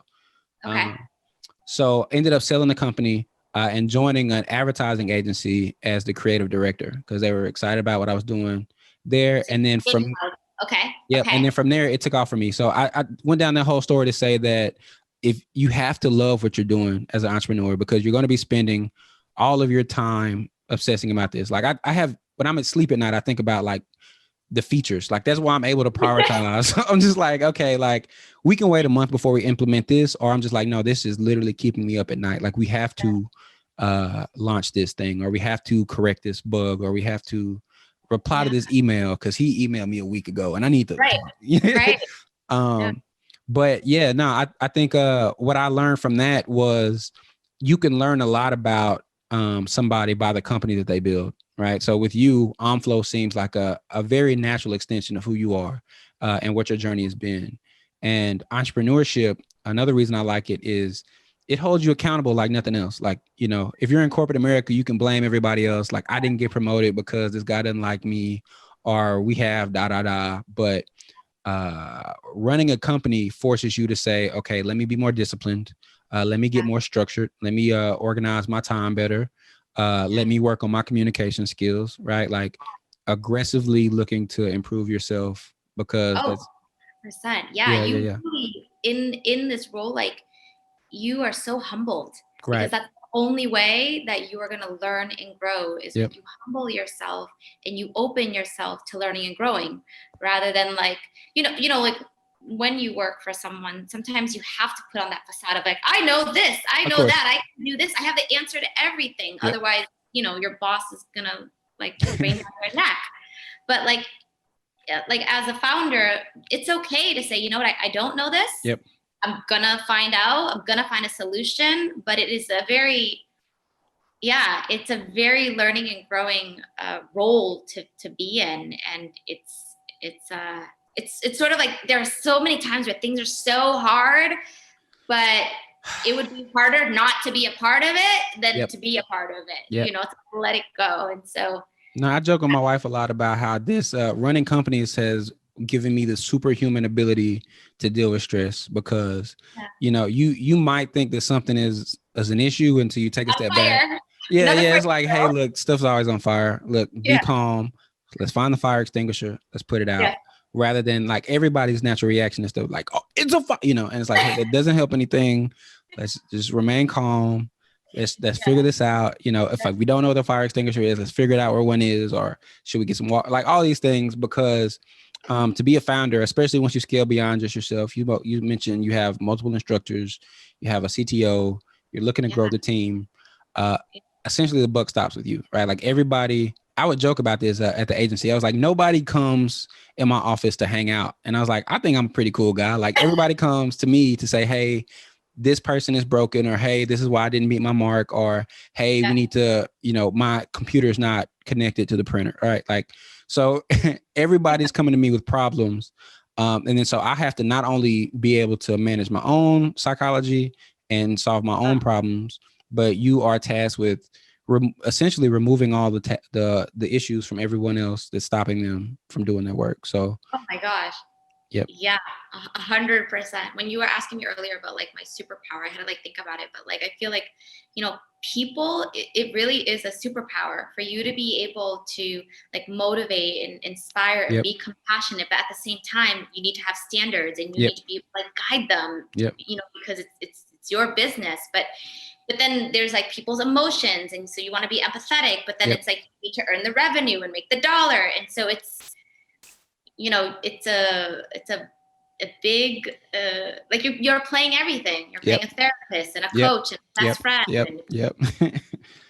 you seem like you have such a very like calm, chill vibe and easy, so easy to be around, so easy. And that's probably why we've talked for so long, because it's just like so natural and like easy. And are you, so right now with what you're doing, do you have a few projects that you're like working on and you're founded? So I am I'd say essentially three things going on in my life at the highest level, right? So I'm still full-time employed at Slalom. You are? I am. Okay, that's awesome. It's great, right? So Slalom is a great place. Unlike other consulting firms, I've found a lot of people come to Slalom from other big firms because they want work-life balance, right? So I used to work, it used to be Bearing Point, but like, is it like a Bain McKinsey strategy consulting? Yep. Well, so strategy and IT. So we have some people come from Deloitte. We have some people come from EY. We have some people come from Accenture, right? The BCG, the Bains as well. So what I have found is two industries that I thought that I would do really well in, but I didn't want to join because of the culture. And I could be wrong, right? But investment banking and consulting. I was like, I'll do really well in those spaces, but I didn't want to work 80 hours a week and not have time to pursue my own passion. So Slalom is really great for me because from 9 to 5, I am at Slalom. But I wake up at 6 a.m. So I've got 3 hours to go ahead and, do what I got to do. And then nights and weekends are all mine. So still full-time at Slalom because it pays the bills, but more importantly for me, the reason I joined that company, I'm fortunate enough to have several opportunities afforded to me. But they seem like a place that was extremely focused on personal development, and connecting with you, really getting to know who you are and like supporting you as a human being. Yep. And then not just who you are as a human being, but who you are as a professional. And who you are as a human being is important. But you spoke on that, right? Like there is a balance of saying, hey, like we have to consider your feelings, but you also have metrics to hit. So how do you how do you attract really smart and really talented people to want to work with you? And how do you create a framework that you're attracting self-motivated people, right? So like, it is important to put these frameworks in place, but at the same time, slalom can't raise me, right? Right. Like you can't hold your hand along with however many other employees. Right. I was who I was before I joined the company. So what they do a really good job is, again, 5-part interview process. I can't, but yeah, so that's 1/3 of the pie. Is that the other third of the pie is Extra Founder. So I am the chief marketing officer and co-founder of Extra Founder. I'm putting a lot of systems in place as we look to try to scale this up to get to the next, let's say, 1,000 users we're looking to take over the world as well. And then the last third of my time, I just opened this up because of Extra Founder, actually. I've been taking on more freelance projects. So what I look at Slalom as is they have me working on enterprise projects, Fortune 500 clients. Those scopes are usually, 6, 7, 8-figure projects that I'm staffed on. I do freelancing. These are usually $5,000 to, let's say, $50,000 projects, to where I'm essentially just trying to bootstrap and fund Extra Founder. So not looking to build the largest agency in the world, but be web creative. We're thinking about offering professional services to Extra Founder. So these companies usually aren't startups. They're usually mom and pop businesses that are doing 6, 7 figures a year, but they're not huge businesses. And what Extra Founder allows me to do is work with single founders or people who are growing their business and they may have raised capital or they're looking to raise capital eventually, but super duper early stage. So business is super fascinating to me. I get to work with, the founder who has an idea and is like, next week I'm gonna start my company. I can speak with him, but I can also speak with the chief marketing officer for a global enterprise, and everybody kind of in between there. So you do freelance to support startups that are not yet? No. So startups, I usually just say, come on to Extra Founder. We're trying to facilitate those trades, build out really an economy, so that founders can trade amongst each other. Not me being the end goal, right? The end goal is, I don't ever want to be a bottleneck. I learned that in the first agency. If you're really talented, then the buck stops with you. So what I like to do is surround myself by people who are more talented than I am and say, hey, you should ask Caroline. But no, so the freelance thing, agency, usually, like I said, 6-figure businesses, 7-figure businesses. So they're not, it's not Papa John's as an enterprise, but it might be a local pizza chain that has 3 or 4 locations.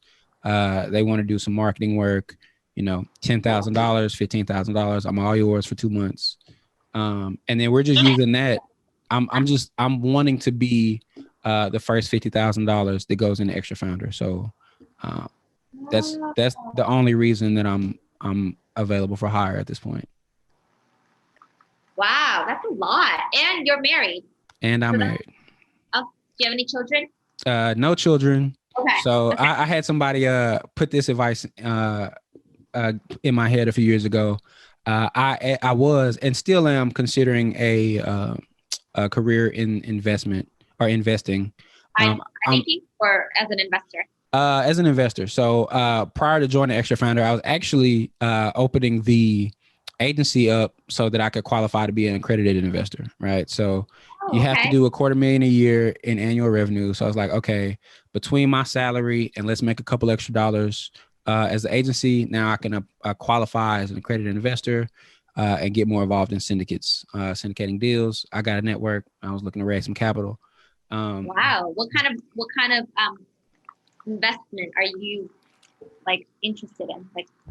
Really just capital allocation as a whole, right? So I actually spent about a year and a half as the digital marketing director for the Real Estate Investors Association of Southern Mississippi. Okay. So that opened my eyes to that asset class. Obviously, we're in the tech space, so I think about angels and venture a lot. But I actually got some great advice from John Callahan, who at the time was the president of the National Venture Capital Association. He's a partner at True Ventures out in Silicon Valley. I was like, hey, I might have been 19, 20, 20. I was young. It's like, hey, a few years ago. Yeah. I'm actually 18 now. So this actually happened in the future. So I was speaking with him and I was saying, hey, I'm really interested in a career in investing. And he said, hey, investing is always going to be there. You need to be a founder while your legs still work, because I promise you there's going to be a time to where 80-hour weeks is going to get old. Flying all over the country is going to get old.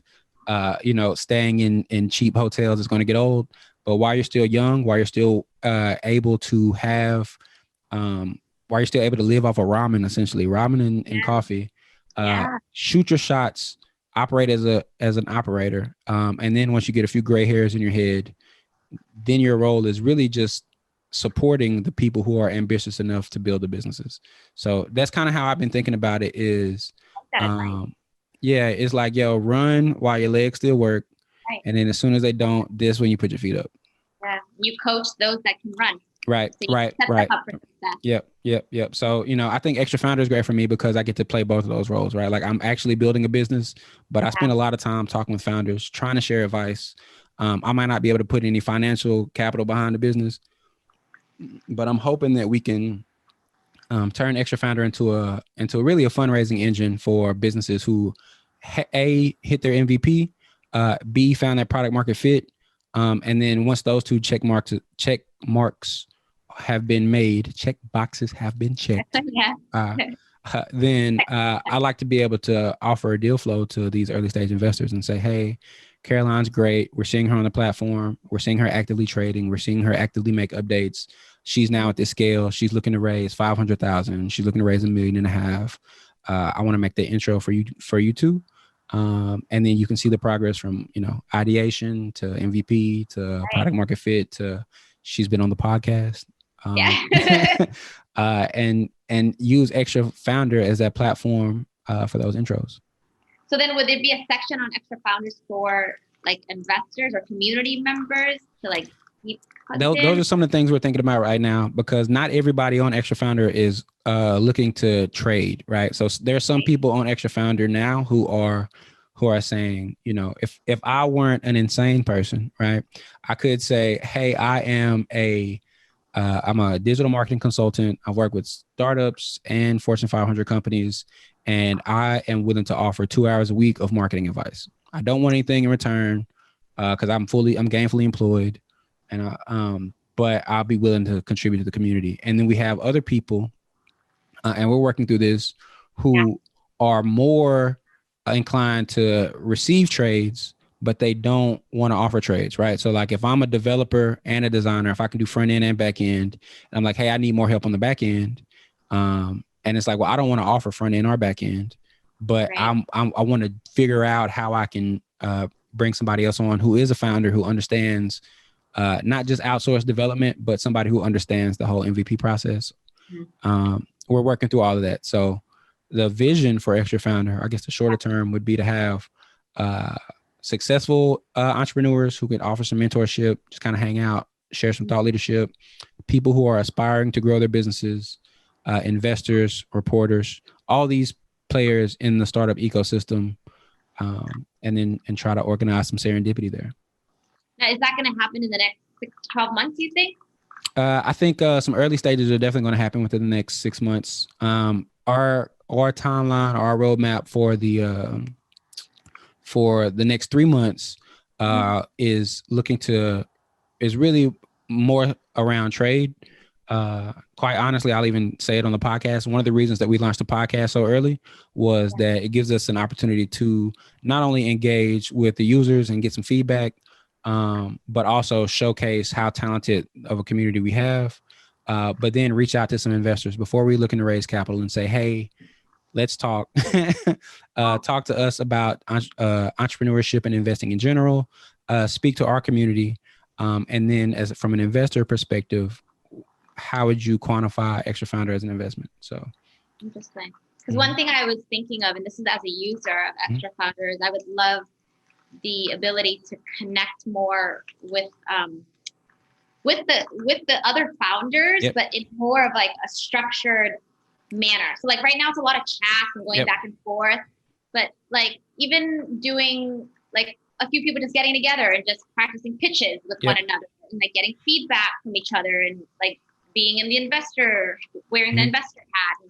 I just think that there's so much knowledge and so much experience on the platform. And I think if there was more of a way to really connect with people rather than just like the open chat or the one-on-one through structured events would make it so much, I don't know, make it more better. valuable, I think is the word that I'm I mean, you spoke on it, right? So in the current version of the site, it does feel very transactional, right? So that's why, and Farouk and I have both been serial entrepreneurs. We understand the MVP thing, but we were both in agreement that the blogging platform should happen earlier than later, right? So I wasn't expecting that to necessarily be the hit of a feature or a product, but to just kind of show that we're trying to transition away from transactional relationships to, can somebody build a relationship with you through content you create, through comments they make on your posts? Like, how can you have more context with the people who you're trading with? But also, one of the things on our roadmap in the future, in the next 3 months for sure, is going to be clubs. So, what? Clubs. Clubs. Okay. So kind of like more topical rooms, right? So if you have a pitch practice club, or if you have a club with, fintech startups, or if you have a female founder club, right? Like all these clubs that segment the audience, because the chat room, I don't think it's reached its final form yet. So it's alive. I'm not expecting it to really be interesting until it gets chaotic, right? So we do have some direct messaging, because we have less than 1,000 users on the platform now. We can have a wide open chat room, but imagine if you were on Twitter and followed everybody. That's not. I think I learned you guys from EWC, like something World Cup, and there was like 50,000 people, and you just feel so disconnected, even though like, everyone's just trying to get a comment and say something rather than listening and sharing. So, I think that's I would like us to always keep the option to go into that craziness, but I'm aware that that's not going to be the norm for everybody, right? So let's say, for example, if you want to start a club up and you're saying, hey, I want to start my own room, you can invite people. It could be a public room or it could be a private room, right? So if you're saying, hey, it's public, I have one public room where we talk about mindfulness in the entrepreneurship space, or maybe it's about non-technical co-founders or anything. If it's just Caroline's room, and whatever you want to talk about can be there. But for other people who want to have a room and say, hey, it's $10 a month to be in this club, right? It's closed off, it's private, but in here we're sharing whatever, right? I think that's when you start to see some of these things kind of splinter off and say, hey, I'm a member of 5 different clubs. And then my timeline, we should be launching the timeline next week. But my timeline is filled with things that are more relevant to me. Instead of just global updates and global notifications, I would like people to really kind of have the ability to personalize their feed and who they connect with, right? Like if I'm raising capital, let me hop into a conversation with an investor or talk to a founder who's raised capital and ask for a recommendation. So, well, one other question is, how is it? Because it's I'm on Slack a lot, and so I always am wondering how Extra Founder, like, are you guys going to do something similar to Slack? Because I think also I always have to open it on my browser. Yep. Slack has an app, so it's just easy, it just like pops up. But what are your thoughts around that? Yeah, so I think Farouk could speak to a little bit more about that. We are in constant discussion around how we can improve the chat, especially being that we are a desktop only feature right now, right? We don't have an app yet, or a dedicated app in the App Store. But there are some pieces of functionality that we want to take from Slack, but I don't think we're ever going to look to compete directly with Slack, right? So I just like their UI or the layout for a internal chat room, but it's in a way, I would almost say the UI is Slackish, but the thinking of it is what happens if you join Twitter and automatically followed everybody on the platform. So from there, if that's the highest level of communication is, hey, this is the water cooler, or this is the feed of thousands of people and it's craziness, and it's, you can visit it if you'd like. But if you want something more, I guess, more intimate, we've been thinking about that club aspect and saying, hey, let's get in the way that Slack chat rooms happens, right? Like Slack, you're in different rooms. We're thinking about building out almost like Facebook group-ish, Slack chat room-ish. Substack is really more of an inspiration in that, support founders. I think that's one of the problems we're trying to solve too is, if I didn't have a background in running agencies, how could I have funded this if I were full-time, right? So if I have a club on Extra Founder and it makes me an extra, let's say $2,000 a month, that I might not get rich off of that, but it allows me to not have to get a job. If I can do some paid trades, that's something we're working on as well. Then I can moonlight and say, hey, I don't want to get a job, I want to work full time, but I still want to make some money and I don't want to monetize the product just yet. So that's kind of how we're thinking about it. I'm excited. Nah, I'm excited too. And I'm excited to be able to talk to you about it. Yeah, this is awesome. I'm really glad I get to meet you. You're the first person that I met. Obviously. Nah, this has been great. Nah, and then Farouk and I joke about that a lot too, because while we are a meeting, I think the term meeting is going to change in the future because, like you said, you're in Mexico and I'm right here, but it does feel like we're sharing a space right now. So we're trying to recreate that on Extra Founder across everything, right? Like to where it doesn't. I would, as a user of the product and as a co-founder of the product of the company, I just don't feel as though we're really unlocking the value there because we have hundreds of really talented users. We have a lot of people who are great, but we're not giving them, not yet anyway, we're not giving them the tools and the features that allow them to really showcase what they're doing, making soft intros to people to, connect in a way that's less of a transaction. Obviously, the skill trading is what got us where we are. It's easy to digest. If I'm telling you what we're doing, it's like, oh, we're a skill trading platform. You're like, oh, I get that. Versus we're building the operating system for entrepreneur, Right. But do you guys have a video like that? Because I feel like had this just been a tele audio, I don't know if we would have connected as much. I wouldn't be able to see you and you wouldn't be able to see my facial expression. So is that something that can be integrated? Is once a month you feature a founder and the founder has a video that's talking to everyone or something, just to make it less text and more human. No, that's fair. I don't think we've thought through it at that point. Right now we're doing some just some synchronous stuff. We haven't done any asynchronous video yet.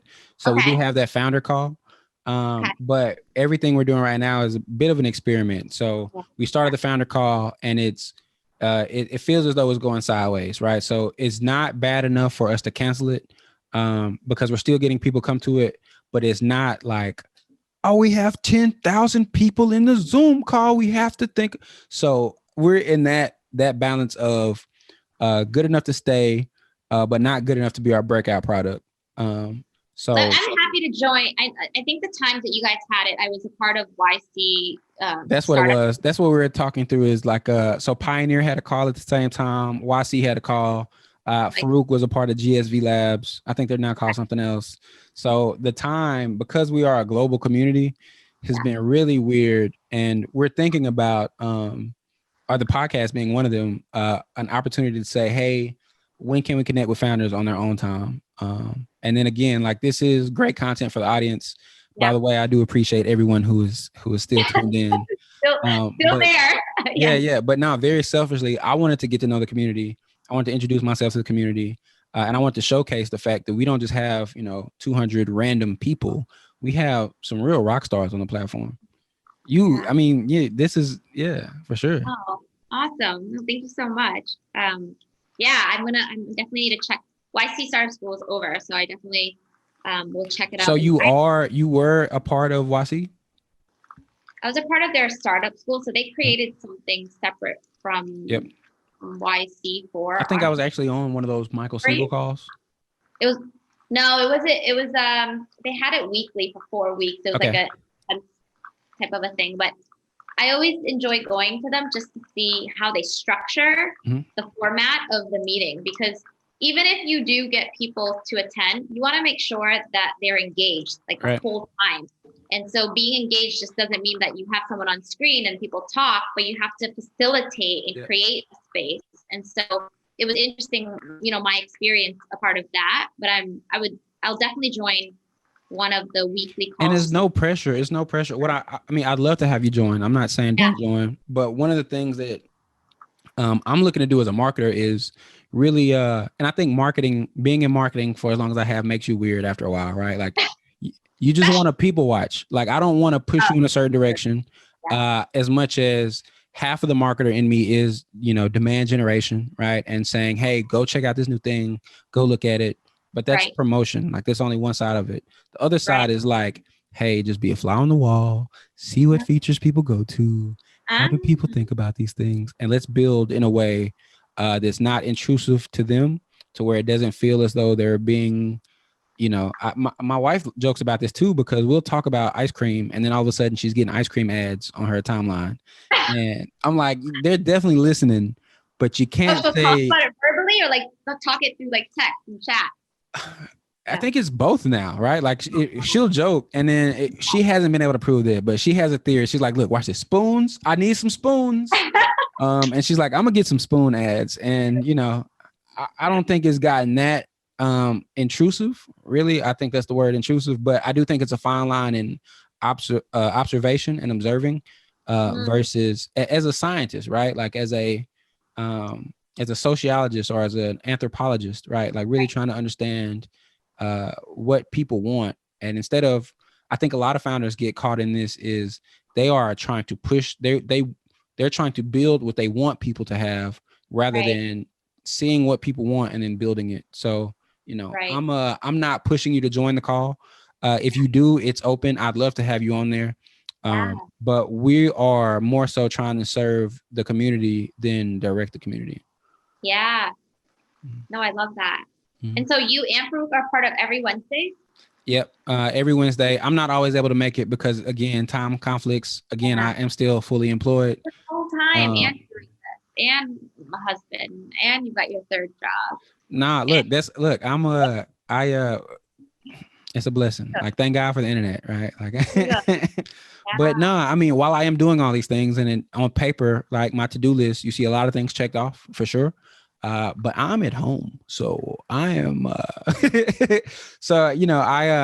pandemic for me has just allowed me to really double down on this because, I would spend 2 hours in the car before, right? Like just commuting to the office and commuting back. So I wasn't able to do as much. So that is now 2 hours a day that I'm like, able to utilize. And then even before then, I spent a lot of time in the music business. So I would put hundreds and hundreds, thousands of miles on my car from just driving state to state and hotel to hotel. And so having the consistency to say, hey, let me just buy a little crappy background. And let me make myself as effective as I can be from the comfort of my home. Like I said, what we're paying in rent to be in the heart of the city, it doesn't make sense anymore. So let me try to create an environment that I am very comfortable in so that I can work, 14, 16, 18 hours a day. What's your wife think about you possibly moving to Thailand together or moving here? We're not moving to Thailand. She thinks I'm crazy for that, for sure. But we are moving to the suburbs. So she's excited about the suburbs. We are, like I mentioned, we are in the heart of the city. For anybody who's familiar with Atlanta, we're in Buckhead. It's way too expensive.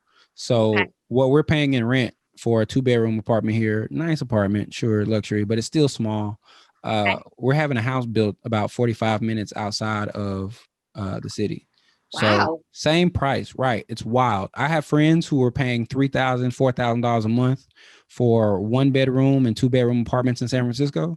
And it's like, you can take that money and build a mansion in Texas. I'm telling you, like, so that's kind of how I'm thinking about it. And then, the office space, I'm gonna have a nice chair where I can sit down and ergonomic support for my wrists. So I can do a lot of clicking and typing.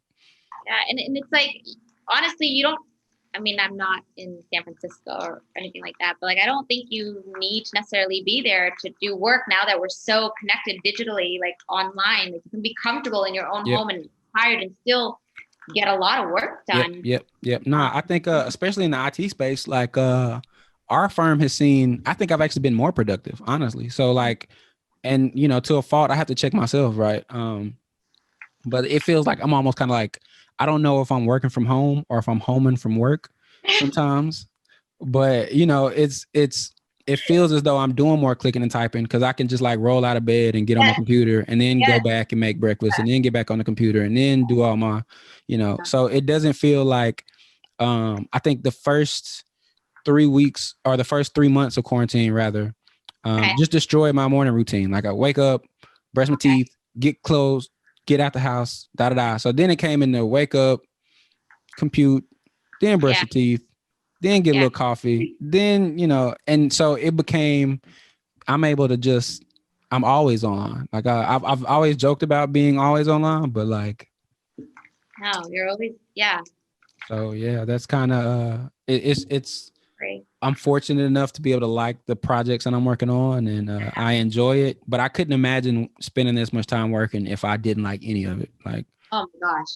No, I don't think that would last you very long. You might be able to do a little bit, but it's like, even if you were getting paid a lot of money, it's not even, I mean, I joke about it, but it's a threshold, right? So like, before the age of 30, I was able to build an agency. The agency grew to 7 figures, right? There is not a big difference between, let's just keep it 6 figures, right? You making $85,000 a year and you making $100,000 a year. It's not like balloons drop. It's not like confetti. It's psychological, but as far as like the quality of life, there's no real change there, right? So, for me, I started realizing that the quality of life isn't always about the amount of money you're making it, but having the luxury to say how you want to make your money, right? Yeah. So for me, I'm a junkie when it comes to businesses, right? Like I just love thinking about businesses. I love thinking about the corporate landscape, the startup landscape, how these big players interact with these small players, right? I can talk about this forever. So for me, all I do all day is, work, help businesses be better. And, hopefully by the time I get a gray hair or two, I got a little bit of a resume. Well, I definitely appreciate the advice that you shared and just like listening to my story and like getting to know me. So no, I appreciate you hopping on the call, right? Hopping on the cast, because this has been arguably more enjoyable for me than for you. So. Oh, yeah. Thank you. Well, I look forward to staying in touch. I mean, it's not just this, and now we continue. Yep. Right? We've officially met. So yeah. We met. Yeah. Now we're this is not gonna be the last time we chat. And I can't wait to hold on, one more thing. For the people who are still watching, and for me, more so for me, where can people find you online? Like, are you a Twitter person, Instagram person? Are you they can Reddit? Find me. I am an email person. Yep. They can email me at inspire@omflow.yoga, or I do have a small Instagram account. Curious Bamboo is my handle. Curious Bamboo. That's me personally, Caroline Vo. Mm-hmm. But OmFlow, you can find OmFlow at omflow.yoga. Mm-hmm. And that's both the website and the Instagram account. So, but I guess what I'm asking is, whenever this podcast does release in the far distant future, where can I tag you, or where do you want to be tagged? Oh, Or we could just tag. LinkedIn, Okay. LinkedIn, OmFlow. Yep. Yoga. Yeah. Okay. All right. And then you're also on the Extra Founder platform, plug. Yes, I'm on the Extra Founder platform. So I'll just shoot you a DM whenever we do launch this. Yeah, but yeah, no, we can definitely stay in touch for sure. And I would love for you and your wife to join a meditation practice on OmFlow. Yep. For those that are listening, as an Extra Founder listener, if you use code OmFlow free, your first practice is free. No, definitely. I want to check it out for sure. And then that's, again, one of the things we're working on is it's just part of the startup journey, right? Like, how can we help founders get their first 100 users? So, maniacally thinking about breaking down the journey as an academic, right? And saying like, what features can we build to say, hey, this is how you can get an MVP. Okay, hey, this is how you can get product market fit, or this is how you can have a perk or code, right? Like a discount code to say, hey, like, let's go ahead and get these things. Because the vision is if Extra Founder becomes a self-sustaining community, right? And say, hey, we've got 100,000 founders on the platform.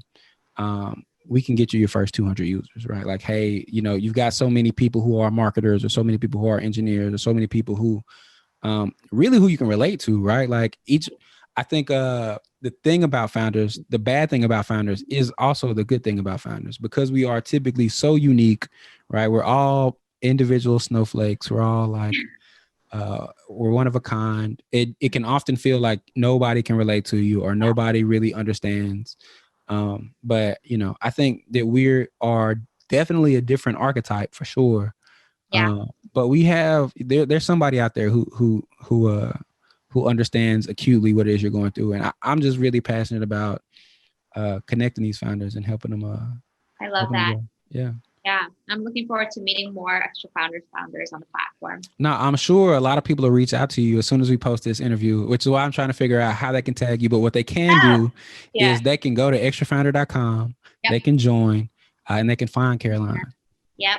Or OmFlow.yoga. Or OmFlow.yoga, for sure. Absolutely. Sure. I also talked to Farouk, and I said, because one of the things I really like about Extra Founder is the community aspect of it. And so I was like, listen, I'm happy to host a OmFlow exclusive Extra Founder community, just so people can like meet each other, see each other, do a little meditation and mindfulness. And because really, when you experience something or go through an experience with others, like that's when the bond is created.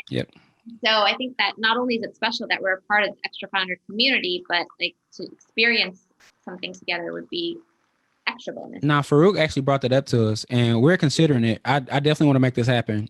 Full transparency, I think the issue now is just priority. Because again, Farouk can join the call because he is at his daughter's call. But even before then, he's been frustrated because he's maybe 3 or 4 days behind in a feature release. So he's like maniacally coding right now, trying to catch up. But I would like to figure out how we can have shared experiences on the platform, right? So the first attempt of that was the Zoom call. But as you mentioned, right, like going through something with other people makes you apart, right? Like it was interesting when you were talking about you may not have an office that's required for people to join, but if you come in and you have meditation, or if you have a shared space that you can you're always welcome to, or retreat is the word that you used. Startup Weekend does a really good job of this. It's all these icebreakers, and like, hey, in 30 minutes, you're going to know all 100 people in the room, and all of you guys are going to be besties. So that's one of the things that that we're thinking through, because Extra Founder is being built as a community, and there are some aspects that are definitely of a social network for sure, undeniably. But I do want it to feel more like a community than just like a wild west of random people. Right. So if these people have been vetted through the community through upvotes, maybe it's through upvotes, maybe it's a review system on trades, maybe it's let's say they joined a OmFlow yoga session and they get a yogi badge, right? Like there's so many things that we can do to help the community self-select what tribe they belong to. Right. But we're definitely you've definitely been brought up before. So yeah, let's continue the conversation. And I'm nah, excited yeah. to hear when this is released. I mean, I know you said you have 10 more, and so that's really exciting to hear the different stories. And Yep. you are fantastic at this. No, I But I know, appreciate it. I was nervous. I was definitely nervous. no, you're fantastic. And when you were like, "Oh yeah, we haven't released this yet," I'm like thinking in my head, "What? It seems so natural. It's so easy for you." So I thought you know, No, yeah, I appreciate that. I really appreciate the kind words. I'm again, as with everything, I'm just working to be better every day. So yeah, this is I appreciate the opportunity to allow me to grow yeah, as a host 100%. here. I say this a lot, but like um, oftentimes people think that a yogi is someone that practices yoga.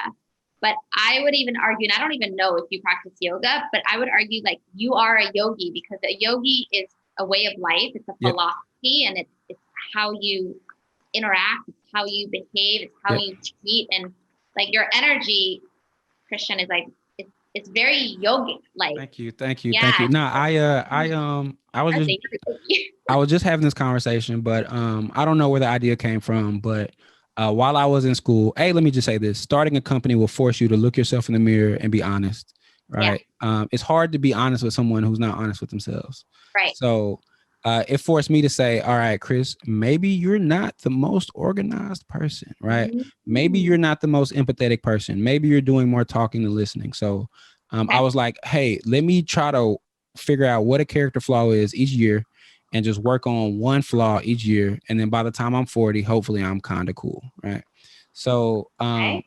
the first one was definitely like, okay, I need to work on my humility because, we built a pretty cool business. We're throwing parties. Right. So then it's like, hey, don't be obnoxious. Like, just don't be that guy. Yeah. But then also some of the things I was working on was just empathy and like really trying to understand that we're all on this planet. It's a shared experience. How Right. can I build tolerance for ideas that are not mine or ideas that I may not agree with or all these things? How can I be more open-minded? Yeah. And then how can I be more mindful, right? Like how can I be more considerate of other people who I'm talking Right. to or considerate of all the factors that are going on in the world that don't directly affect me. But Yeah. I appreciate you calling me out on that or at least pointing it out because it's something that I'm, I don't think it's something that you're able to just kind of be like, guys, I'm way more patient, right? Like, so No. it's just become a part of my operating system to just kind of be Yeah. a better me because I'm not, I think I'm not that's done like yet. it's like you can't. I mean, it's I don't know the phrase, but like talk is cheap, but it's Yep. like you don't say like I am patient and I am Yep. kind, Yep. I am like thoughtful. You just are, and then other people are the ones that Yep. will say, actually, he's very Yep. kind, he's very thoughtful. I think the same thing about cool, right? Like I used to say that about cool. I was like, if you had to tell people you're cool, you're not cool. Yeah, Right? right, Like, just right, chill, bro. Chill. right. Nah, for sure. And then the running joke with my friends is how can you really brag on being humble? Like, I'm more humble than anybody in this mug. I'm telling y'all, nobody more humble than me. And it's like, it's just funny to me. But nah, for sure. This is this has been great. Now we have been chatting for what feels like 10, 15 minutes, but we have been talking for 2 hours and some change. So no, I'm super excited to release this episode, and then we might have to do a follow-up episode. Just Oh kind of yeah, track your progress I would as love. you continue to build this out. Yeah, let's stay in touch for sure. I would love that. And Yeah. yeah, just hear how you're going too with your journey and what you're looking to accomplish. And yeah, $1 this is quadrillion. No, I'm playing. When do you move? When do you move to your new home? So they're building it now. Okay. We should be able to move in June. Ooh, okay. I think that's what they're saying now. Okay. So that's Exciting. kind of what's going on. That's so exciting. Nah, super exciting. We honestly, I just kind of got over the process. Like I think the deciding to have it built instead of just buying a house was super cool. We were planning on moving around the top of the year, so now it's gonna be June or July. Okay. But I Are thought you I'd be building it yourself? Like you get to design it and architect and everything? all of that. So I actually, if you guys are listening, Chafin Homes, it's a Berkshire Hathaway company. So Warren, holler at me. It Warren, holler was at me too. Huh? Yeah, no, holler at us. Holler at us. Yeah. I actually was doing some marketing for a home builder in the state of Mississippi. So they have a process to help you visualize what it is you're doing. I thought I'd be a lot more involved. Chafin Homes has not yet embraced the internet, and then obviously we bought, so in their minds they don't have to. Okay. But I thought I would be a lot more involved. Luckily, my wife has been picking up the ball because I'm emotionally non-invested anymore. Like, I don't care, whatever colors. Like, if I was able to pick, if I was able to see what it would look like, if I was able to visually say, do you have photos of this? Do you have that? So I'm just like, hey, if she likes it, as long as it doesn't leak, I'm a dude. I'm like, okay, floors seem solid, cool, whatever. So I'm sure she's gonna create something spectacular. Yeah. No, I'm excited. I think I'm more so looking at it less of a home and more so of we're building a home office with extra rooms, right? Oh work. No, work. Until you get tired of it, then you can just, Yeah. But then if you get tired of it, then it's not the right work that you're doing. No, I had this conversation recently with a friend before COVID, right? So I was really just doing some reflection, introspective work, and just thinking on why am I so accomplishment oriented? Or like, why am I such a workaholic? Why am I such a and I was just really thinking, I was like, yeah, what am I trying to prove? Am I trying to prove anything? Not really. So one of the questions I would ask my friends that came from this introspective session is, how would you feel if you were trapped on an island in paradise for a year? No internet, no phones. You're not allowed to do anything productive, but just enjoy. You don't have to worry about any money. Island provides you everything you need. How would you handle that? And for me, I thought it'd be super dope for the first month and a half, maybe, but I'd go crazy if I can't check some email. Like, what's up? Like, this now it's starting to feel like a jail. Like, I'm behind, like I'm racing myself anyway. So like the world is catching up. Like, yeah. But no, I mean, I think you found the perfect balance in saying, hey, you do want to travel and you do want to be in paradise, multiple paradises all over the world. But I'm sure you still have phone notifications. I'm sure you're still sending emails. You're still actively working. But how would you handle that? Like if you were in Jamaica or if you were in Tahiti or if you were in Hawaii for 1 year, no Wi-Fi, no work, no nothing productive. How do you think you'll handle that? Is this assuming that like OmFlow is good? Or is this like in the middle of me working on OmFlow? Let's say we were to pluck you from OmFlow right now. Okay, let's say this. This is the example. Okay, so you raise, let's say you raise $1.5 million, right, from a top VC, and he's like, "Hey, boom, boom, boom. We're going to have a new CEO. This person is." They've also built a yoga studio, and they've also built a 24-hour network, and they've also built a da-da-da-da. And then so for the next 12 months, we're going to put you in Islandville. And OmFlow is going to be on the same trajectory that's on right now. For some reason, this mystical person has all your ideas. They're just executing like you, doppelganger you, right? But you don't worry about OmFlow. It's taken care of. You were just on this island. So if I truly believe that I could trust them, I don't think that I would. I would not yet. Not yet. It's still your baby. For sure. It's still my baby. But let's say that I were to trust them, then I honestly think I would enjoy every moment of it. Like I would be okay without technology and internet, and I would. No, you're in a good headspace. I think I'm still unbalanced. Like I'm very unbalanced. I actually have a friend who she's in the meditation space as well. Okay. Well, she's in the corporate space, but she's been recently on her discovery journey as well. So what she's been doing is getting more executives to practice mindfulness in the workplace and bring yoga to the corporate America that we know. Instead of, the grind is praised in a lot of these areas. So whenever she talks to me about how I am, I'm like, oh, we're good. Metrics just da da da. She's like, but how are you? I'm like, I'm happy. Like, we just launched this product. She's like, but how are you? She's like, I'm good. Like, I'm telling you, I'm good. Like, stop asking. I'm good. Like, but she speaks to that a lot about just my unbalance. So, maybe I just don't know what I would do if I weren't working. Like, it's not like most people feel like work is bad. And it's like, how do you work so hard? It's like, dude, I'll share this one last story. So I recently, quarantine happened. I'm all in on the computer, right? I had to visit a doctor because on my left hand, my pinky finger and my ring finger were going numb. So I just knew, I was like, it's diabetes. Like, it's soul food. I seen this movie. They're going to cut off my hand. I'm joking. I'm like, I'm drinking way too many lattes. Like, it's got to be the sugar. And he was just saying, hey, he was asking, are you on a computer sometimes? I was like, yeah, a lot. He was like, at the time I was doing more programming. So I was like, yeah, I kind of code. And he was like, ooh. And he was like, do you play any video games? I was like, yeah, a lot. Like, a lot. And he was like, yeah, no computers and no video games for 2 weeks. And I was like, what the fuck am I supposed to do? Like, what else in life is there to do besides compute and video games? So I'm probably horribly imbalanced there. So interesting.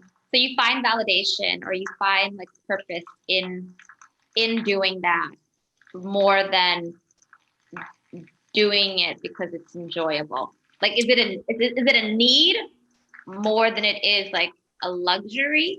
I think it's both. Right? I think it's both for me. So I'm by design, I'm very egotistical by design. So like I always wrestle with that. And I think I've learned how to hack my brain into making my ego, how to invert it, right? So I'm still very egotistical, but I now validate my ego by saying, I'm just proud that I have it under control. Like, I'm just like, that's where my pride is. It's like, yo, I have it under control. Like, I'm not Kanye West. Like, I'm not, but I still, even with video games, one of the things I do like about video games is it feels good to accomplish stuff for me. Like, that's just my ego. It feels good to do shit. Like, I'm not helpless. Like, I can do that. If anybody else can do it, I can do it. Like, like I naturally kind of orient to like, I mean, if humans are doing it on the planet, then, and then it's something that I have to measure a lot, because professionally, I played with the idea of getting into data science. This is before joining Extra Founder, but I was just looking at what is the natural progression, like, where am I going? I was like, data science seems like I'm already there a little bit, right? I already do have to do a lot of data forensics. I already have to like see what the analytics say and make strategic decisions. Yeah. Until I realized, and I was arrogant. I was like, if people are doing it, I can do it. Until I realized that real data scientists have graduate level degrees in math and statistics. And I was like, okay, like, maybe if I gave my life up, I could do it, but I'm not delusional enough to say with no training, with no. You can do it. Okay. Yeah. But no, definitely it's a luxury to say that I get to work on this stuff.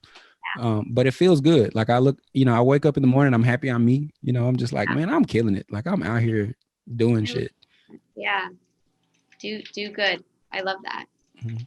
But be good too. And then, I'm proud of, I do a little bit of volunteering. I do a little bit of mentoring. I try to share my journey. I try to, even this, like, I joke about it. I have some friends who have higher net worths than me, for sure. And they are just like chilling. They're like, hey, I don't have to share. I don't have to tell anybody anything. I can, fall off the map, make my money, go home, don't engage. But for me, it just feels weird. It's just, I wasn't born in the position that I'm in now. So I always think about, what could I do that would have helped a 14-year-old me, or 18-year-old me, or a 21-year-old me when I do turn 21 eventually, by the way. Yeah, right. You got a few years left. Yeah. But, just kind of, I don't know. I don't have an answer to that one yet. Still thinking on it. Yeah. Well, I think there's a lot of people in our lives that have helped us, even if it was just like, one tip of advice, or if it was like one conversation or one lunch that they gave us. And, absolutely. No, I genuinely do not believe in the self-made millionaire. Because again, like, I think for the guy who calls himself self-made, probably read a lot of books, right? probably had a lot of business meetings, a lot of deals being made. So, you know, Always yeah, yeah, something. you are now a part of my journey. So Thank you. yeah, So no, cute. You for are sure. actually, believe it or not, I wasn't sure what to expect. I thought this was going to be like an intro call. Mhm. So I didn't know it was like a full blown podcast, but Yep. you are my first podcast ever.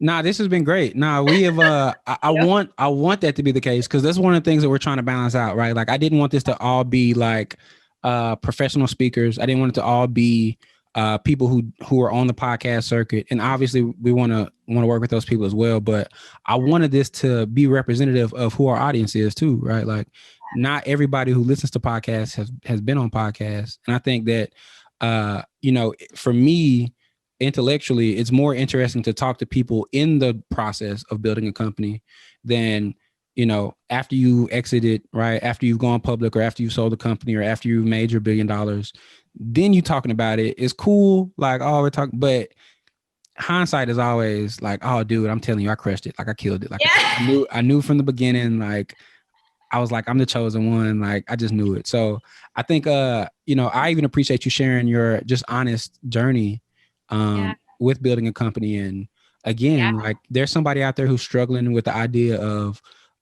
do I leave my job or do I start a company? I never am comfortable telling people to quit. I'm never comfortable. Because my thing is, if you have to ask, then you'll know. Right. Like I said, I'm still fully employed at Slalom. And I like it here because I can work it. But previously I was at a company to where I was like, yeah, it's just time for me to go. Like I just know, like it's so, but then there's somebody else who hadn't started a company. And then they have had problems with that. And you spoke to that. And there's somebody who is, as you said, you're not a digital native. Yeah. Even you speak into that. I think we can help a lot more people by talking to real people and sharing those stories than, you know, interviewing Warren Buffett and him being like their secret to, you know, you got hundreds of videos with him, right? Right.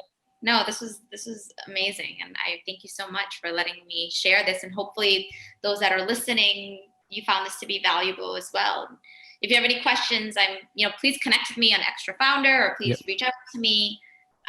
And we can even exchange stories. So I'd love to hear kind of what you're going through too. Quick plug, like she said, connect with her on extrafounder.com. No, for sure. Me and Farouk, we probably need to come out with badges for people who've been on the podcast. Yeah. No, that'd be cool. So you are the verified Caroline. All right. Yep. Awesome. Nah, this has been great. So we are approaching. I can't even do the math anymore. I'm just yeah. But how long is it usually? Is this typical? We don't have a typical yet. Oh, okay. Yeah. No, we are.